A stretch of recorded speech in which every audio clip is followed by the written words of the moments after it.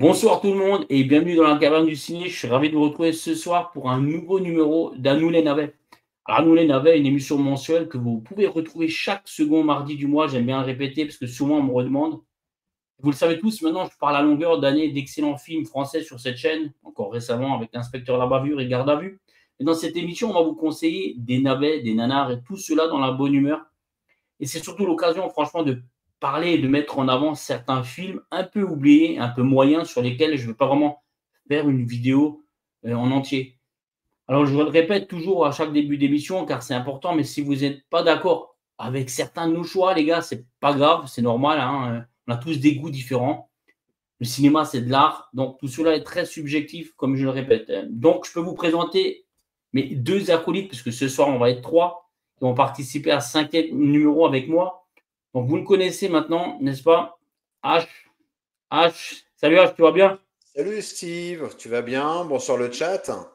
Écoute, moi, je vais très bien, merci. J'étais malade, je suis plus malade, tout va Bon, tant bien. mieux, tant Ben mieux. voilà. Et en plus, on est trois ce soir, donc c'est très bien, non? Ah bah content du retour de.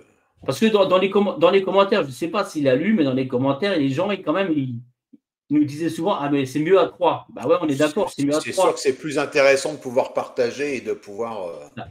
Et H, on va pas, c'est mieux à trois, surtout que nous, on est obligé de voir que deux films, en fait, et pas trois. Oui, bah là, c'est vrai que là l'exercice était un peu plus difficile là, sur le dernier.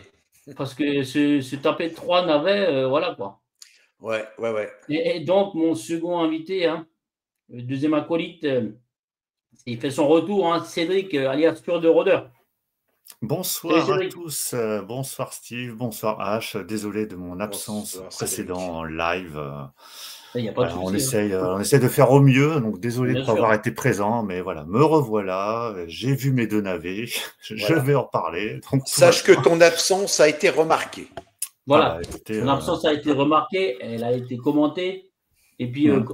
j'ai quand même dit, on a tous une vie à côté de YouTube, hein, on ne peut pas Bah, toujours bien être c'est clair, présent. voilà, on fait, ouais, non, mais On c'est fait pas ce le qu'on seul peut. live auquel j'ai pas pu participer, mais bon, on fait au mieux et puis là, on a réussi à se goupiller pour pouvoir être à 3 ce coup-ci Ah, et parce j'ai que pu voilà. voir mes 2 navets mensuels, donc tout va bien. Bon, j'espère que tu as ta tête fort pour tes deux navets là, pour ton retour. Ouais, ouais, il y a 2 beaux morceaux, notamment le deuxième, on va le garder justement en Hein, pour deuxième la et fin. on va y aller tranquillement avec le premier d'abord.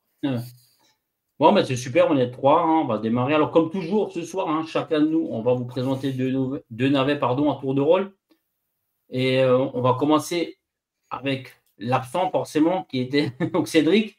Dans le chat, n'hésitez pas non plus à nous conseiller vos navets que vous aimeriez que l'on découvre hein, au fur et à mesure et qu'on vous présente lors d'un prochain numéro. Bon, Cédric, du coup, avant de commencer, est-ce que tu as un petit mot quand même pour le film que H nous avait présenté la dernière fois, Vercingétorix? Alors un petit mot, hein, On parce que j'ai, attendait vraiment forcément ton point de vue, quoi. ah ben vous allez être déçus, enfin déçus, j'ai abandonné assez vite en fait, j'ai regardé, je sais pas 10 12 minutes jusqu'à temps que Christophe Lambert fasse son apparition. Mais c'est vrai qu'au démarrage, quand tu vois le générique, tu te dis: «Ah bon, ça peut être pas mal», enfin tu Ça sens part du bien, on est bon d'accord. quoi. Hein. Moi Ouais, aussi, voilà, je suis d'accord. ça prend bien et mais bon après ça dégringole. Dès que tu vois les premiers acteurs, tu sens les voilà, les mauvais costumes, les mauvaises perruques, et Christophe Lambert, j'y arrive pas quoi, ça fout tout en l'air. On dirait vraiment un Astérix, enfin ça va pas quoi. Donc et puis Et, bon que et Vincent Moscato. Non, ah mais ouais, ça non, mais va. Vincent Moscato, non, mais laisse tomber. Donc, Heureusement qu'il non, n'a pas beaucoup de dialogue, mais et puis H, il avait tellement bien vendu ce film que voilà, j'avais aucun espoir de tomber sur une scène un minimum intéressante. Ah, Donc, du moi qui coup, espérais que tu le regarderais jusqu'au bout. bah écoute, on sait jamais, mais là, voilà, là, j'avais d'autres priorités quand même. Donc, j'ai dit non, non, c'est pas possible. Même si ce soir, dans les deux navets, il y en a un où j'ai dû quand même lui prendre 3 fois. Voilà, vous verrez tout à l'heure. Donc, comme quoi, c'est pas toujours évident, mais là, j'ai fait mon travail jusqu'au bout. c'est bien. Et du coup, on va commencer avec toi, Cédric, pour le Ok, premier film. Donc, tu vas on y nous va. présenter ton premier film. Donc, ton premier film, on va le mettre là. Ah, voilà. Voilà, c'est un film, Belle affiche déjà. voilà, belle affiche. Elle est C'est un pas film mal. qui tombe plutôt bien, hein, vu qu'on va recruter des bidasses là pour aller prochainement. Je me suis Ouais. dit, allez, on va faire un film sur l'armée. Ça peut être Ouais. intéressant. Donc, Arrête ton cher bidasse. Donc, un film que je n'avais jamais vu. Hein, donc là, c'est vraiment la grande découverte. Très bon avis. Qui est sorti en 77. Alors, c'est vrai que c'était un peu la période que j'ai pas trop connue, mais c'était la période des films de bidasse. Ouais, il y en a Parce beaucoup. qu'on Hein. on a eu notamment le film des. Alors, c'était avec les Charlots, je crois, c'était Les Ouais, Bidas en les folie, Bigots voilà, remontent en qui guerre. avait Ouais. cartonné, hein, qui avait fait 7 millions d'entrées. Mm. Et celui-ci, donc sorti en 77, il a quand même fait 1 900 000 entrées. J'ai regardé à 2 fois. Au début, je crois que c'était 190 000 entrées. Mais a priori, c'est bien 1 900 000 entrées, à moins que vous me direz dans le chat, mais je crois que ça a fait un joli score. 1 900 000 quand même. Ouais, ouais, étonnamment, surtout quand tu vois le film. Ouais. Bah, Bon, surtout que je vous avais présenté aussi un film des Bidas, le numéro d'avant. Ouais, il avait fait un peu plus c'était, d'1 million. D'ailleurs, je crois que c'était le dernier bah, de la saga, enfin de la série, quoi. Et il avait fait Mm. aussi un peu plus d'1 million d'entrées. de toute façon, les films de Bidas, ça a marché jusqu'au début des années 80, et puis après, c'était fini. Mais il y a eu 4-5 ans comme ça de petites modes de films de Bidas. Et celui-ci, voilà, a plutôt bien marché. Bon, le réalisateur, je crois que c'est Michel Gérard, mais je crois qu'il n'y a rien fait de transcendant. Alors, au niveau du casting, c'est que des seconds couteaux. Hein. Donc, c'est des têtes qu'on connaît pour la plupart Alors, du temps. Pierre Bon, Darry Tornade, Cole. Mm. Alors, il y a Pierre Tornade qu'on a vu dans des Deux Funès, notamment. Alors, je ne vais pas tout citer, mais on l'a vu dans Le Grand Dans la Restaurant. 7e compagnie aussi. Ouais. Mm. Ouais, et puis il a fait dans Gendarme à New York, je crois aussi, il a un rôle. Ouais, il a fait beaucoup de films en Euh, second. Ouais. Darry Cole, on l'a vu dans Pour Sans que t'as plus rien, où j'ai présenté lors du de ta première émission. Il joue le gardien d'immeuble, je sais pas si vous vous souvenez. Ouais. Ensuite, il y a donc il y a Robert Cassel. Robert Cassel, bon, qu'on a vu dans d'innombrables films, notamment avec Pierre Richard. Il y a Rémi Laurent. Alors, Rémi Laurent, c'est un acteur qui est mort assez jeune. J'ai regardé un petit peu sa biographie. Il est mort à 32 ans et il avait joué notamment dans À nous les petites Anglaises. Et puis il y a Stéphane Hillel, Hiller, je sais plus, qui avait joué dans La Cage aux folles. Bon, voilà au niveau du casting, donc il y a pas, c'est pas dingue. Donc c'est quoi ce film? Avec un casting pareil, franchement, c'est dingue de faire 1 900 000 quand même. Bah ouais, mais je pense que c'était le Ouais. côté mode des Bidas. Ouais. Ouais, Stéphane Hillel, on le voit sur l'affiche là, je vois le nom. Donc ça se passe en Allemagne. Donc voilà, c'est un petit côté original, ça se passe en Allemagne. Ouais. Donc c'est 4 jeunes qui se retrouvent dans une caserne. Et bon, après, en fait, le problème de ce film, c'est qu'on devine à l'avance ce qui va se passer. Donc ces 4 jeunes, vous imaginez bien dans une caserne, ils se font chier, ils sont en Allemagne. Donc qu'est-ce qu'ils vont faire? Ils vont essayer de trouver plein de Des filles, moyens pour de la bière. s'échapper, pour s'amuser. Les filles, voilà, forcément. Il critique tout le monde, il défie tout le monde, surtout les hiérarchies. Ah oui, au niveau des acteurs, ce que je le vois, il y a Michel Bonnet, on le voit en haut à gauche. Vous Ah oui, voyez, c'est celui qui en face de jouait Pierre dans Tornade, le dans le Père Noël est une ordure, c'est celui qui dit je suis au bout du rouleau là, et dans une cabine, ouais. Ah oui. appuyez sur le bouton. Ouais, c'est lui. Ouais. Ou dans Les Anges Gardiens, quand Depardieu est pile sec, à un moment donné, il dit il a été éjecté. Tu sais, quand il pense qu'il y avait un passager. Enfin bon, bref. Comment il s'appelle nouveau lui? Stéphane Bonnet? C'est Michel Bonnet. Michel Bonnet. Ouais, bah, c'est pareil, c'est des gars que tu vois dans tous les films français dans les années Ah, lui, je le connais 80. pas bien. C'est un second rôle. Bon, après, voilà, donc c'est plein de gags, plus ou moins drôles, mais surtout moins drôles. Bon, je peux vous en citer quelques-uns. Il y a notamment, forcément, ils dorment tous ensemble hein, dans leur chambrette. Et il y a un des gars qui ronfle comme un dingue. Donc, ce qu'ils font, ils enlèvent son matelas avec lui dessus. Alors, je ne sais pas pour quelle raison, il ne se réveille pas. Hein. Ils le traînent dehors sur le matelas et le mec ne se réveille pas. Ils le mettent sous le drapeau et il se réveille uniquement au moment où il sonne le clairon. Ouais. Tu te dis, mais comment il a fait pour se laisser traîner et pas se réveiller? Enfin, voilà, c'était super drôle. Et puis bon, après, comme tu disais tout à l'heure, ils font que reluquer les filles. Et puis comme c'est des petits Français, forcément en Allemagne, les filles, bon, elles sont plutôt séduites par l'accent français. Mais ils cherchent par tous les moyens d'aller observer les filles, notamment quand ils sont dans un char, par exemple, ils prennent le canon du char et puis ils regardent les filles, tu vois, et à un moment donné, ils voient une fille sur une balançoire et puis tu vois le canon du char à l'extérieur. D'où le nom du film, Arrête ton char. Alors Arrête ton char, Bidas, c'est plus, je pense, sur une scène à un moment donné où il râle parce que, enfin, il y en a un qui râle et qui dit ouais, on n'a plus de cigarettes. Il dit ouais, ça me fait chier d'aller en ville, on n'a pas de voiture, donc il pique un char, il défonce la barrière et il va en ville avec le char. Pour chercher des clopes. pour aller chercher des clopes. Donc, en fait, bien. il met son char, le gars en pleine rue, il dit « Ouais, excusez-moi », il rentre dans le tabac, il dit « Je suis en double fil ». T'imagines le char en pleine rue, donc forcément, tu as les policiers allemands qui arrivent, lui, avec son char, il leur fait un peu peur. Donc, mais bon, voilà, c'est des blagues comme ça. Ça ressemble un peu à du Max Pécasse dans une Alors, caserne. Max Pécasse, un peu de Soudoué aussi, j'ai trouvé, même si les Soudoué, c'est venu, alors, je sais plus si c'est venu après ou avant 77, le premier Soudoué, je sais plus. Je crois que c'est 80, non, je crois que C'est 80, c'est 80. Ouais, donc c'est après. Mais ça m'a fait penser, donc du coup, là, c'est pas forcément une inspiration, mais ça m'a fait penser un peu au Soudoué. Qu'est-ce qu'il y a d'autre comme blague? Ouais, alors à un moment donné, ils doivent faire une sorte de trek où ils doivent ramper dans la nature, et puis ils arrivent près d'un lac et ils voient les filles sur un radeau, donc ils s'approchent tout doucement dans l'eau. Enfin, tout doucement, tu les vois arriver à 15 000, mais elles, forcément, elles ne voient rien. Donc ils les foutent en l'air. Les filles, elles lui leur piquent les fringues, donc ils vont dans une ferme essayer de trouver des fringues. Donc ils retournent à la caserne déguisés en fermiers avec une vache. Tu dis, pourquoi ils ont pris une vache? Mais je sais pas, ils ont pris une vache. Voilà, ils ont pris une vache, donc c'est soi-disant drôle. Qu'est-ce qu'on a d'autre comme bêtises? Alors, il y a Pierre Tornade. Alors, Pierre Tornade, je trouve que c'était le meilleur quand même dans ce film. Parce qu'il fait du Pierre Tornade, tu sais, comme dans le restaurant. C'est le mec posé. Après, est-ce que c'est lui le premier rôle, du coup? Bah non, non, le premier rôle, c'est plutôt non, même pas. Non, c'est le groupe, là. C'est le groupe des jeunes, effectivement, mais qui sont pas connus, quoi. Alors peut-être qu'ils espéraient être connus à l'époque, parce qu'ils sont tous jeunes, mais effectivement, moi je retiens surtout Pierre Tornade, Darry Cole.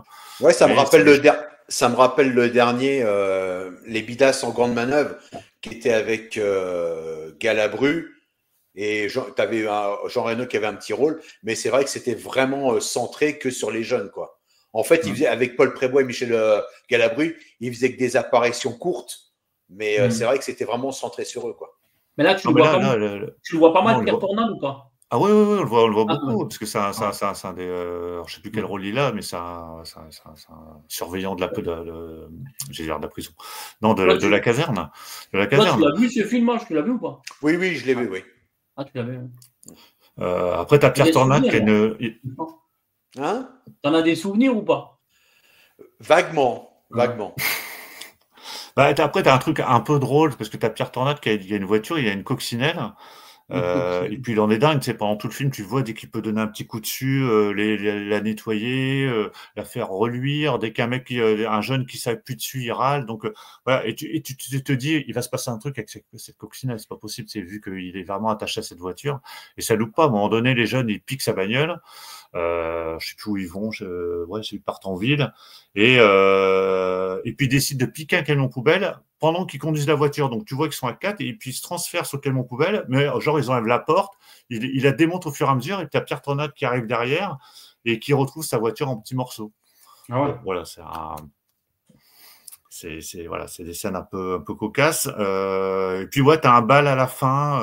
Là, j'avais noté 2-3 trucs. Alors par contre, ouais, si vous avez l'occasion de le voir, à 1h22, il est sur MyCanal. Ouais, sur MyCanal, ouais. À 1h22, t'as un des jeunes qui parle avec une jeune fille, et puis il se dit, tu sais, c'est vers la fin du film, et ils se disent au revoir, ils s'embrassent, et t'entends couper. Et à un moment donné, alors je continue à regarder, je dis pourquoi il a coupé? Et en fait, je suis revenu en arrière, j'ai regardé, et je pense qu'en fait, le réalisateur a dû dire couper, ou l'assistant, et ils l'ont pas coupé, justement, donc t'entends le mot couper. Ouais, à 1h22. Ils ont continué la scène. Bah ouais, mais ils l'ont laissé dans le montage. Donc t'entends couper. Au moment où ils s'embrassent, et puis après, ça passe sur autre chose, mais t'entends couper. Donc je dis, putain, ils ont même pas enlevé cette séquence-là. Bon, on n'est pas à ça près. On n'est pas à ça. Non, il n'y a que 1 million qui ont entendu ça. Donc j'essaie de trouver quelques critiques pour voir s'il y a des gens qui trouvaient ça bien. Globalement, c'est plutôt des très très mauvaises critiques. Alors ça se veut être un film très drôle pourtant, hein. Je pense que lors de la promotion du film, c'était vendu comme vraiment un truc vraiment très drôle. Peut-être un peu dans la lignée des gendarmes, tu sais, parce que même à la fin, tu vois la musique, ça me fait penser un peu aux gendarmes, tu sais, au final. Est-ce que tu penses sincèrement quand même qu'une fois tourné et une fois vu le résultat final, eux pensaient vraiment que c'était bon. Le problème, c'est que c'est 77 et ça a presque 50 ans ce film. Ouais, mais en Le problème, c'est 77, que on a des bons films, tu vois. Enfin, Ouais, mais allez, tu vois, tu regardes les gendarmes extraterrestres, quand tu vois le genre de résultat aujourd'hui, tu peux te dire aussi, putain, mais oui, mais quand même, Tu vois, c'est comme un chef-d'œuvre par rapport à ça, tu vois. quand je regarde C'est l'affiche, le titre, il est pas bon. Hmm. Moi, j'aurais dit à nous les petites bavaroises. Oui. Non, ça c'est parce que tu vois les petites Allemandes. Oui, Non, mais là, pour moi, ça a plus de sens que dire arrête ton char bidasse, quoi. Ouais, mais les Mais bidas, surtout que- c'est vendeur. ouais, mais il fallait mettre Ouais. bidasse, je pense, effectivement, parce que Ouais. c'était vendeur. Par contre, ils l'ont mis comme ça. Alors, après, ça marchait quand même, hein. Mais et puis il y avait l'expression arrête ton char, tu vois, arrête ton Ouais. char. Et puis Ouais, ils ont mis un char, voilà. Ils ont voulu, voilà, le nom c'était du beaucoup film, comme il est ça les connu films. quand même. Ouais. Bah, en fait, ils faisaient beaucoup de titres comme ça à l'époque, des jeux de mots, en fait, hein. Tu regardes tous les films à la con de PK, c'est Ouais. pareil, t'as beaucoup de jeux de mots. Bah, c'est ça. Hein. Voilà, on se calme, on boit à Saint-Tropez, enfin des trucs. Ouais. Non, mais là, oui, l'affiche est pas mal. Ouais, alors, mais c'est vrai, j'aurais dit à nous les petites bavaroises, ça aurait été, tu vois, comme à nous Ouais, les ça petites aurait pu. anglaises, Hmm. ça aurait pu coller aussi, quoi. Ouais. Donc ouais, ça a bien marché. C'est pas un film du coup qui a pu se rattraper en vidéoclub comme certains qu'on a pu présenter parce que forcément il n'y avait pas de vidéoclub encore à l'époque. Mais il a dû bien fonctionner. Je pense aussi à la télévision quand ça a dû repasser. Et du je coup, tu pense lui pas mets que ça va quelle note passer. sur 5 Je mets 1,5 sur 5. Allez, Ah, quand même. 1,5 sur 5. Alors pour ceux qui ont envie vraiment de l'avoir en support physique, j'ai regardé, ça existe en DVD mais en 4 tiers. Bon après de toute façon c'était du 4 tiers à l'époque. Voilà, donc ça existe en DVD et effectivement, je l'ai vu sur MyCanal, donc c'est disponible là-bas si vous voulez vraiment le découvrir. Bon, écoute, on va tout de suite enchaîner avec mon premier film à moi. Et mon premier film à voir que j'ai vu vraiment fraîchement, hein, parce que vraiment je l'ai vu. J'ai attendu le dernier moment et je l'ai regardé hier soir, les mecs. Enfin, mon premier film à moi, c'est Te marre pas, c'est pour rire. Avec le titre, ça me fait rire. Donc voilà quoi. Donc comme dit, c'est un film réalisé par Jacques Besnard, hein, sorti en 1981. Alors Jacques Besnard, hein, il a commencé sa carrière, vous le connaissez peut-être un petit peu quand même, il a commencé sa carrière en tant qu'assistant réalisateur, aux côtés d'André Hunebelle notamment, donc sur Les Fantomas, sur des OSS.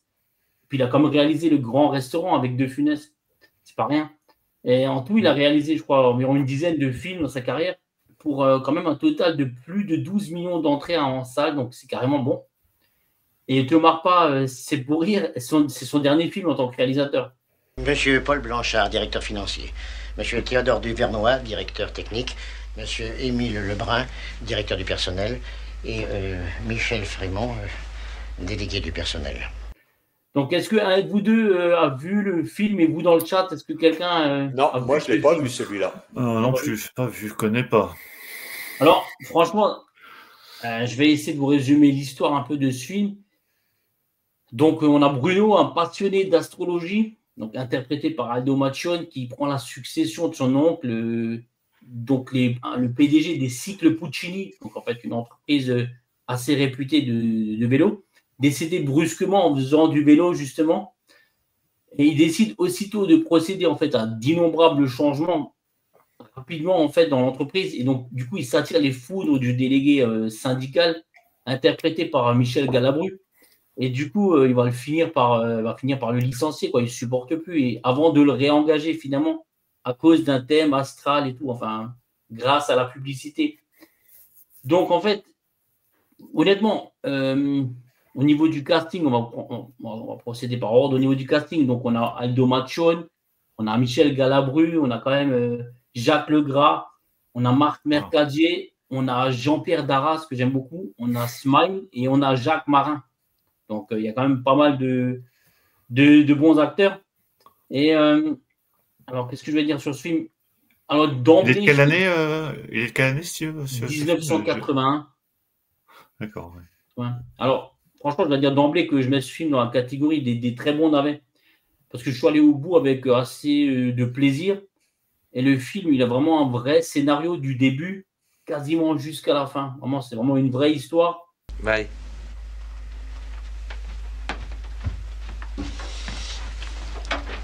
Puis-je, monsieur, vous résumer la situation financière de la société? Non. Même si le final, il est un peu, on va dire un peu raté. on suit vraiment une histoire et pas juste en fait une série ou une multitude de mauvais gags. C'est vraiment une histoire cohérente et peut-être que c'est dû au fait que c'est l'adaptation en fait d'une pièce de théâtre, hein, Les Deux Vierges. On est vraiment dans la caricature du monde ouvrier, du fonctionnement de l'entreprise et du rapport surtout de force entre les patrons et les salariés, quoi. Donc c'est une vraie histoire avec un vrai scénario et les acteurs pour une fois honnêtement, parce qu'on le dit, voilà, on est au 5e numéro. Franchement, les acteurs ils jouent bien. Franchement. Galabru, par exemple, il est vraiment bien dans son rôle de délégué syndical qui ne fout rien. Il n'est pas dans l'outre-mesure, il n'est pas dans l'extravagance, il ne crie pas à tout va. Franchement, il est bon, je le trouvais bon. J'ai bien aimé aussi Jacques Marin, un second rôle assez connu, qui là joue un rôle de chauffeur de Aldo Machon. Et à ma grande surprise, en fait, on le voit beaucoup dans le film, parce que je pensais qu'il allait disparaître rapidement. Et finalement, il a beaucoup de dialogues, on le voit souvent interagir, donc c'est sympa. On a Marc Mercadier qui est franchement assez bonne en tant que femme insatisfaite de Michel Galabru parce qu'elle trouve qu'il gagne pas assez, qu'il est feignant et puis que d'après elle, en fait, il n'est pas assez efficace, il veut pas monter de hiérarchie. Enfin, mais franchement, j'ai trouvé un peu tous les acteurs assez investis dans leur rôle, moi, personnellement. Et franchement, Darras en publicitaire, franchement, il est super bon. Franchement, c'est un second rôle que j'aime beaucoup, lui. Machon, lui, il fait du Machon, hein, comme toujours. Après, moi, Aldo Machon, moi, je l'aime bien. Donc, je le défends toujours, mais je trouve qu'il n'a pas vraiment de... Comment expliquer ça? Aldo Machon, tu as l'impression qu'il a toujours le même rôle, en fait, dans tous les films. En fait, ouais, il n'a pas vraiment de plan B, je trouve, en tant qu'acteur. Non, il est toujours un peu dans le même registre. Là, ouais, il a du mal, en fait, à composer, tu sais, un vrai personnage. Donc, de s'effacer un petit peu lui pour le rôle. Et je trouve que le directeur, là, le rôle du directeur d'usine un peu mégalo, et autoritaire, ça ne lui va pas très bien, quoi. Bah, c'est ça, c'est qu'on a du mal à le voir autrement, en fait. Bah, il y avait que dans le film, l'aventure, c'est l'aventure de Lelouch qui lui avait donné, parce que bon, effectivement, il y avait Ventura, Charles Denner, qui lui avait donné un peu plus de consistance. Là, là-dedans, il était vraiment drôle. Puis c'est vrai que quand tu vois la scène culte où ils sont sur la plage, où il apprend à Ventura de ça marcher, je veux dire, voilà. Je suis d'accord, mais là, tu sors son meilleur film, quoi. Là, tu sors voilà. un de ses meilleurs films, quand même, de toute sa carrière. Là, je trouve qu'en fait, il est seul et il doit se débrouiller en tant que, comme dit, directeur d'usine, quoi, autoritaire. Bah, je trouve que voilà, il fait un peu trop du macho de la classe et tout, tu vois. Enfin, moi, je l'adorais dans Je suis timide, mais je me soigne. Moi aussi, je l'adore. Pierre Richard. Mais c'est qu'en fait, là, il n'a pas un rôle dans ce film, il n'a pas un rôle où il doit être marrant. Ouais. Il doit plutôt être autoritaire, c'est patron.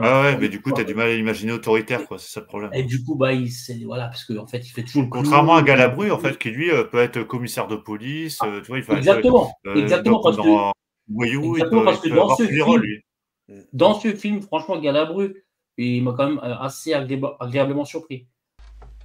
Les chiffres plus tard. Je voudrais d'abord avoir un contact psychique avec vous. Psychique.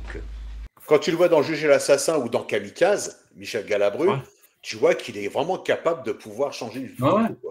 Mais là, comme dit, là, c'est un petit film quand même, entre parenthèses. Tu vois, c'est entre parenthèses comme un navet. Ça reste un navet, c'est pas un film de dingue. Et là, franchement, je trouve qu'il a pris son rôle au sérieux. Peut-être qu'il aimait ce rôle. Tu vois, c'est toujours pareil, quand les mecs ils tournent, je sais pas moi, Galabru, 200, 300 films dans sa vie, à un moment donné, des fois, tu fais des films, voilà, tu es peut-être moins investi que des fois, pour d'autres rôles, il y a des scénarios que tu préfères et tu te sens mieux avec certains réalisateurs, mais là, vraiment, faut saluer, franchement. Tu l'as trouvé sur MyCanal? Alors, je l'ai trouvé sur MyCanal, ouais. Ah, je vais le regarder. Et je voulais rajouter un truc, c'est que la confrontation en fait entre Aldo Machon et Michel Galabru, parce que je ne vais pas vous spoiler tout le film, elle est vraiment pas mal. Et comme j'ai dit, j'ai vu largement pire en termes de crétinerie et de gags, quoi. Vous voyez, pour moi, c'est très important. Vous, de quel signe vous êtes? Oui. Bélier. En termes de mise en scène, voilà, c'est pas dingue, hein, c'est pas ce qu'on demande vraiment à ce genre de film non plus. Hein, je veux dire, ça reste très correct. Et alors, au niveau du box-office, que j'ai trouvé pour une fois, le film, il a fait 347 000 entrées, donc ce qui est plutôt, on va dire, correct. Pas ouf. Ouais, c'est correct. Non, c'est pas ouf, non, c'est correct. Et même si le film, Même si c'est le film de Besnard qui a fait le moins d'entrées en salle, parce que je vous l'ai dit au début, il y a des films qui sont Le quand Grand même... Restaurant, oui. En tout cas, si vous appréciez les navets, hein, les nanas, moi je vous le conseille vraiment parce que si je devais lui mettre une note sur 5, franchement, je pense que je vais lui mettre quand même 3,5. Ah oui. 3,5, 4, parce que... C'est presque un bon film. Non, mais un bon film, attention, en termes de navets, en note de navets. Non, mais je vais me le regarder. Je vais me le regarder, celui-là. Et parce qu'en fait, ce qui est marrant aussi, c'est que généralement, dans les navets, il n'y a pas vraiment de cohérence. C'est toujours une multitude de gags et puis qui n'ont pas vraiment d'intérêt. Là, il y a vraiment un fond. Oui, là, il y a un fil conducteur, quoi. Il y a un fil conducteur et puis un fond. On parle vraiment des salariés, de la grève, parce qu'ils font grève. Bon, je ne vais pas essayer de tout dire, mais ils font grève, les gars. Et puis Aldo Macho, lui, il reste focalisé sur les thèmes astrales. Donc, le publicitaire d'Arras vient, en fait, lui dire qu'il a trouvé son double, en fait, comment dire, que chaque personne sur Terre, chaque humain a un double astrologique, et que son double astrologique, à lui, il n'a pas de chance. C'est le mec qui l'a viré, c'était Galabru, tu vois.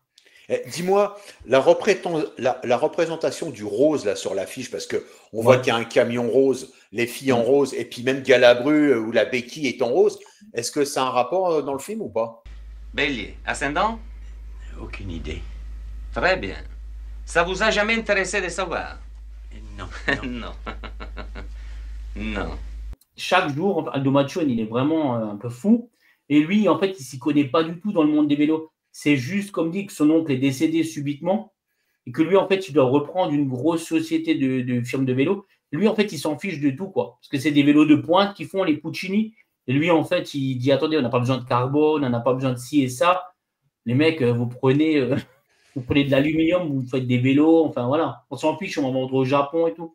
Et lui, chaque jour, il veut que son équipe, selon quand il se réveille le matin, soit il soit habillé en rose, soit la couleur du jour, soit en bleu. Azione!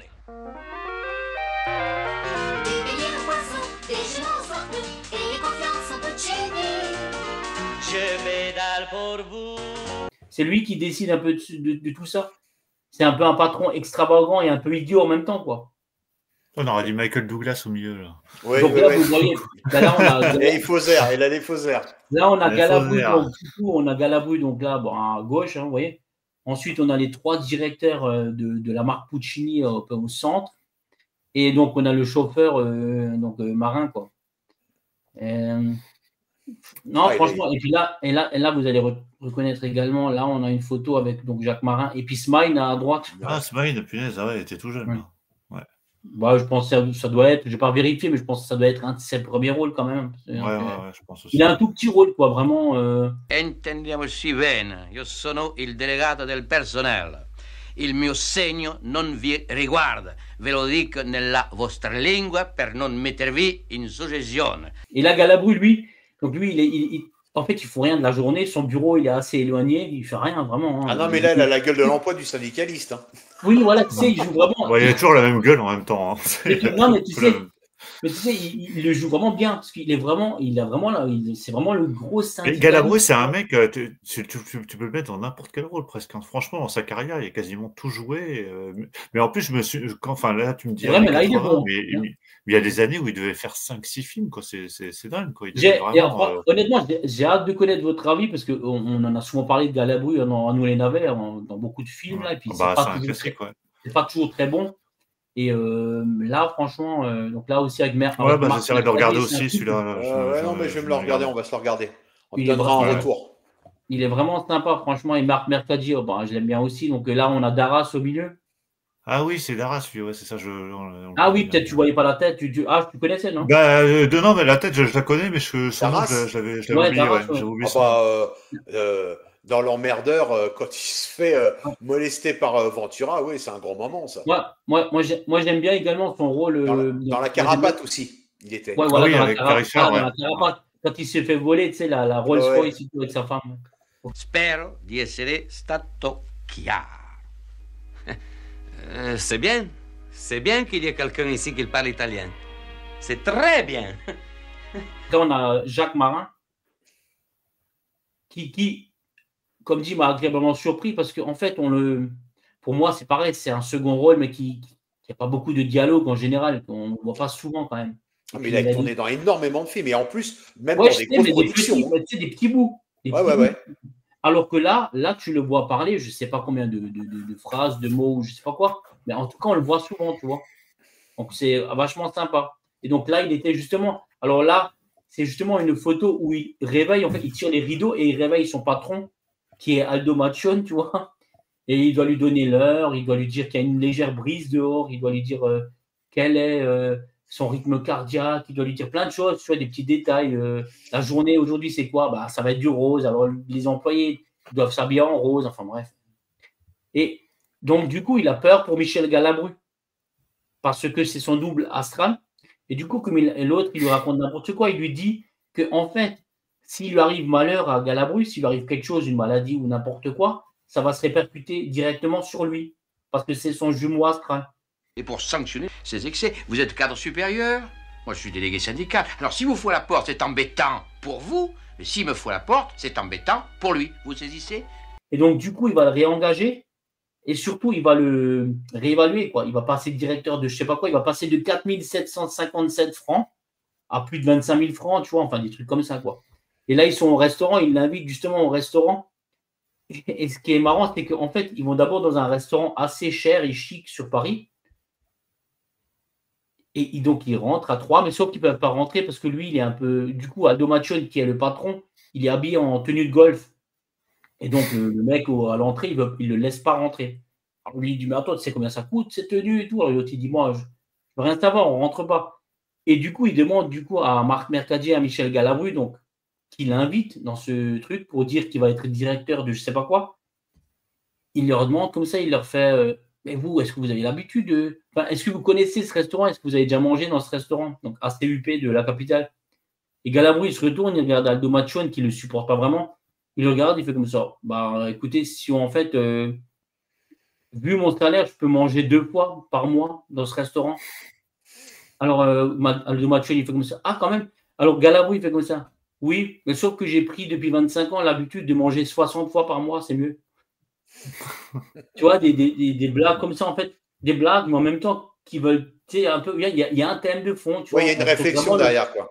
Oui, il y a des réflexions entre le patronat, les gens qui vivent plus haut que leurs moyens, et vraiment les salariés qui galèrent et tout. Enfin, Oui, les classes sociales et compagnie, ouais.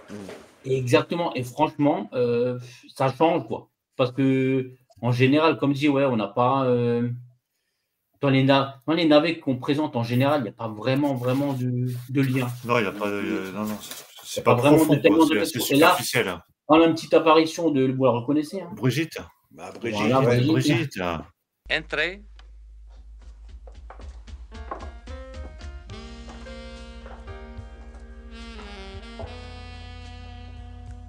Bonsoir, Bruno. La copine, en fait, comment dire?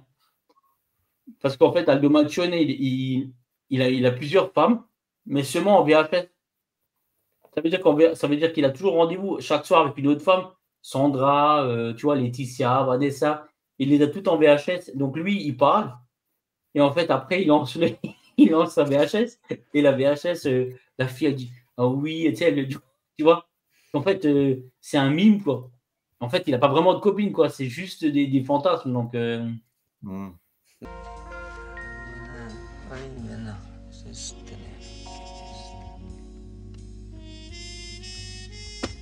Sandra. Et donc là, on le voit en tant que patron, parce qu'après, là, du coup, il est séquestré parce qu'il y a une grève et tout. Enfin, non, franchement, c'est un bon petit navet.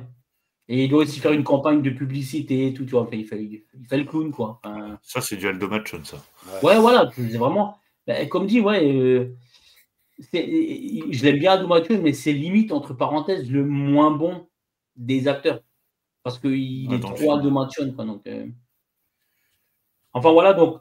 Vraiment, moi, comme dit, je vous le recommande vraiment de regarder ce navet parce qu'en fait, on prend quand même 1h20, 1h30 de pur plaisir. Et du coup, c'était une agréable surprise pour moi parce que je me suis dit, nouveau, je vais me regarder un truc. Voilà, on n'est pas toujours très motivé à voir les navets, je vous l'accorde. La Vierge Verseau et confiance en Puccini. Je pédale pour vous. Et confiance en Puccini. Et quand on lance un film d'1h30, on se dit des fois, bon, il est important. Tu vois, parce que, en fait, là, non. Ah, mais des fois, 1h30, j'ai l'impression que ça dure 3 heures. Hein. Exactement. Oh que oui. Il Des fois, tu es là, tu mets sur pause, alors il reste combien de temps? Ah, là, j'ai fait que 10 minutes. Mince. Tu sais, Non. t'as hâte que ça arrive au bout. Voilà. Donc, voilà, c'est tout ce que j'avais à dire sur ce film. Enfin, je crois que j'ai Ok. assez parlé. Donc, je pense que je l'ai bien vendu. Très bien. Et Ouais, donc, ouais. on va passer au premier film ce soir d'H. Donc, H, qu'est-ce que tu nous as concocté comme film ce soir? Ah, j'ai trouvé le summum. T'as trouvé le summum? Ah oui. Voilà. Ça va arriver. Là. Ah, c'est ça. Voilà, le baltringue. Tout est dans le titre. Pas C'est beau bien, dire. c'est des films un peu Pas plus que. récents. Ce n'est pas que dans le titre. Ah ouais. Ah ouais, ouais, ouais.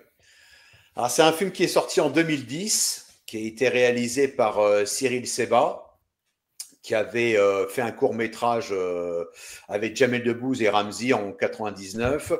Et il a co-réalisé Gomez et Tavares. Ah ouais, je vois. Ah oui, était avec aussi un navet. Stomy Bugsy.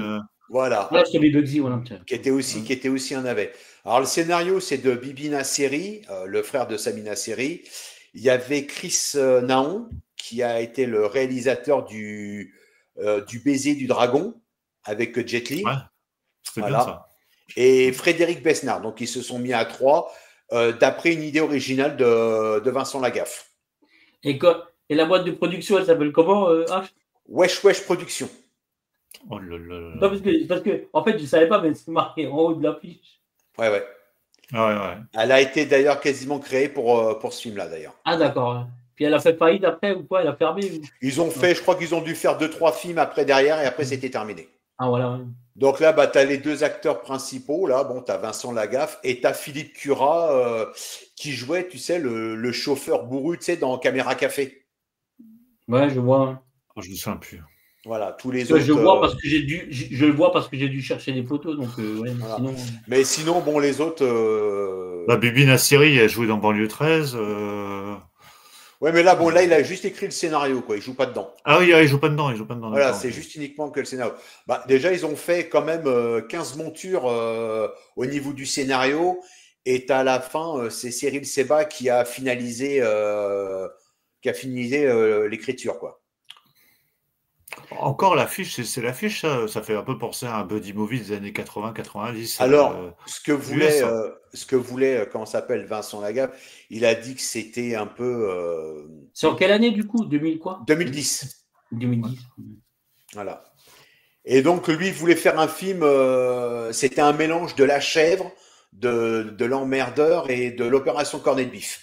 Mais, pour le réalisateur, c'était plutôt un body movie comme Midnight Run de West avec Robert De Niro et Charles Grodin. Ouais, génial ce film. Donc, ils avaient quand même des hautes inspirations, tu vois. Voilà. Bon, alors je vous fais le petit synopsis. Donc, c'est un agent secret, Sam, qui est joué par Philippe Curat, qui est officiellement prothésiste dentaire dans une banlieue de Rouen. Et il va rencontrer Guy, donc qui est vedette d'une émission de téléachat, Vincent Lagaffe, voilà, qui va malencontreusement rencontrer. Il va se retrouver, Guy, embarqué dans une sombre histoire mêlant les services secrets à un réseau de trafiquants venus de l'Europe de l'Est. Voilà. Ça, c'est une photo de son émission, quoi. Ça, oui, c'est une photo de son émission. Parce qu'en fait, moi, je cherche des photos, mais comme j'ai jamais vu le film, des fois, je me dis, est-ce que c'est des... T'es sûr, est-ce que c'est vraiment dans le film? Ça se passe au début du film. D'accord. Voilà. Donc, bon, budget 4 millions d'euros, dont 1 million d'euros payés de la poche de Vincent Lagaffe. Hein. Ah ouais, il a... T'as quand même l'acteur qui a quand même payé 1 million d'euros pour jouer dans le film. C'est du jamais vu quand même. Hein. Il y croyait. Voilà. Alors, le film, il a été tourné. Ce qui est un peu bizarre, c'est que, bon, je pense qu'il y a dû avoir pas mal de problèmes de production, vu que le film a été tourné en 2008 et il est sorti en 2010. Donc, pour le genre de film, c'est qu'il y a dû avoir des problèmes, quoi. Après, il y a peut-être eu, il n'y avait pas une crise, un truc comme ça. Si, en 2008, il y avait la crise économique, mais il y avait des fois, il peut être reporté à cause de certains événements. Il n'y avait pas eu quelque chose à ce moment-là. Extérieur au cinéma, tu veux dire? Ouais. Oui, après, ça... Il y a peut-être eu quelque chose après. Hein. Alors bon, on va parler je vais parler après, bon, je vais parler du box-office. Il a réuni, lors de sa première semaine de projection, 17 spectateurs. Ah Je vais dire 17 000. Au bout 17 000, je de 2 m'attendais. semaines, au bout de 2 semaines d'exploitation, il a été retiré des salles et finissant avec un total de 41 000 entrées. Ah, quand même. Voilà. Ah, de 17, ils sont Non. passés à 41 000, ça va. Voilà. Ah, je osais Non, mais pas dire attends. 41 Non, entrées. attends. Est-ce que tu as le nombre de sorties en combien de salles il est sorti? Je crois qu'il était sorti. En fait, il a été très très mal vendu et je crois qu'il est sorti dans 90 salles seulement. Ah, c'est Ah pas ouais, c'est beaucoup. peu, c'est c'est plutôt Et en fait, 200, ils l'ont pas 300 vraiment salles. sorti dans les Mais quand grosses même, villes. 17, Voilà, ils l'ont pas sorti dans les grosses villes. Ils l'ont sorti. Ils pensaient que ça allait mieux marcher en province. Donc, ils ont joué là-dessus en disant bon, peut-être que les gens ils vont être plus sensibles à l'humour qu'il y avait. Et au final, ils se sont carrément plantés, quoi, parce que bon, voilà. Mais Mais, alors, rappelez-moi peut-être, mais en 2010, c'est ce que j'allais Vincent poser comme Lagaffe, question, ouais, je pense. est-ce qu'il est encore dans le parce que je me souviens plus de Big Deal, tout ça, c'était quelle année ça? C'était c'était 2000 peut-être. 2005, non? Mais du coup, est-ce qu'il était à la télé encore à cette époque-là ou pas, C'est une bonne Vincent question, ouais, Lagaffe? parce que je me demande, parce que la notoriété de la gaffe. Bah oui, c'est ça. En général, tu profites de la en 2010. notoriété pour le balancer au cinéma, tu sais. Et du coup, ça aurait pu répercuter les Parce que scores. quand même, le mec, il avait une grande popularité. Et maintenant, le Big Deal, il vient de ressortir récemment là, sur RMC ou je sais pas quoi. Bah ouais, et puis Ça marche puis bien, avant, quoi. Le Big Deal était déjà, Ça doit finir, ouais. était déjà passé. Bah donc, il faisait plus rien. Et donc, alors. en déjà gros, le fini, mec, voilà, il sort c'était un déjà film fini. alors qu'il est plus à la télé, quoi. Voilà. Donc Il n'a pas là, Ouais, mais de c'est en pas. fait, sur sa réussite de télévision. Ouais, mais c'est pas forcément que tu cartonnes à la télé que tu vas faire un carton ah oui, oui, oui, oui. De toute dans la façon, ça a musique, été au cinéma. non. Hein.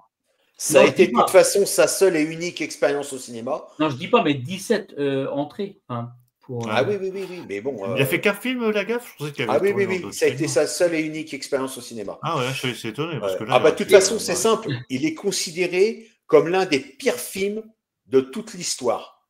Ah ouais? Ah Je oui, le connaissais oui, de nom, mais je suis jamais tombé dessus en fait, donc j'ai même pas essayé de le regarder. Donc Mais bon, non, je suis jamais. de toute façon, tu vois que le film, en fait, tu as de l'amateurisme à tous les niveaux, quoi. Je veux dire, bon, le scénario, il y en a pas, c'est très mal écrit.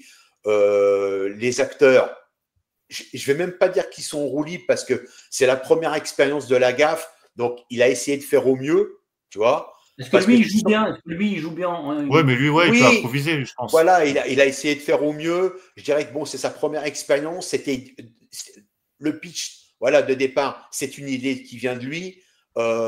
Mais sauf que, si tu veux, en fait, je vais faire un parallèle avec Vercingétorix, tu vois. C'est que Christophe Lambert croyait au projet. Sur le papier, ça pouvait être une comédie sympa. Tu vois, l'emmerdeur, l'opération cornet de bif, ça pouvait le faire. Sauf qu'au final, le réal, bah, il n'est pas bon du tout. Le scénario, il n'est pas bon du tout. Et tous les autres acteurs, bah, ils ne savent pas jouer. Tu vois qu'en fait, ça, à tous les niveaux, il y a de l'amateurisme. Je suis d'accord, je comprends ce que tu veux dire. Mais là où ça m'interpelle, c'est que avant, tu as dit c'est 4 millions d'euros, donc c'est pas rien, quoi, tu vois. Enfin, Bah, c'est pas rien. Tu peux avoir mieux quand même pour 4 millions que des amateurs, quoi, tu vois.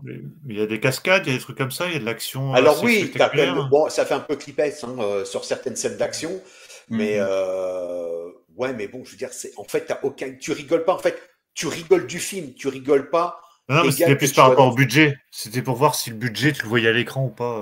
Ouais, parce que... Non, tu le vois, enfin, non, tu le vois pas à l'écran parce que Il a bon, il y a un été moment tourné donné- en France, le film. Oui, il a été tourné en France, mais bon, il y a un moment donné, ils vont te faire croire qu'il c'est dans un casino. En fait, tu vois que ça a été tourné dans une résidence secondaire, tu vois. Ils ont mis 2-3 trucs en fond et haute et puis terminé, quoi. Enfin bon, tu te demandes un petit peu où est passé l'argent, quoi. Ouais, quand même, parce que 4 millions. Mais bon, ça veut te donner un petit peu les trucs un peu à la James Bond. Ah ouais. Parce que bon, voilà, Philippe Curet joue le rôle d'un agent secret, mais tu vois que les gags ils ne passent pas, c'est mal joué. Je veux dire, bon, t'as les gars, enfin, les méchants qui jouent le rôle de trafiquants de l'Est, ils sont absolument pas crédibles. Enfin bon, tu vois que dans le jeu des acteurs, il y a rien, quoi.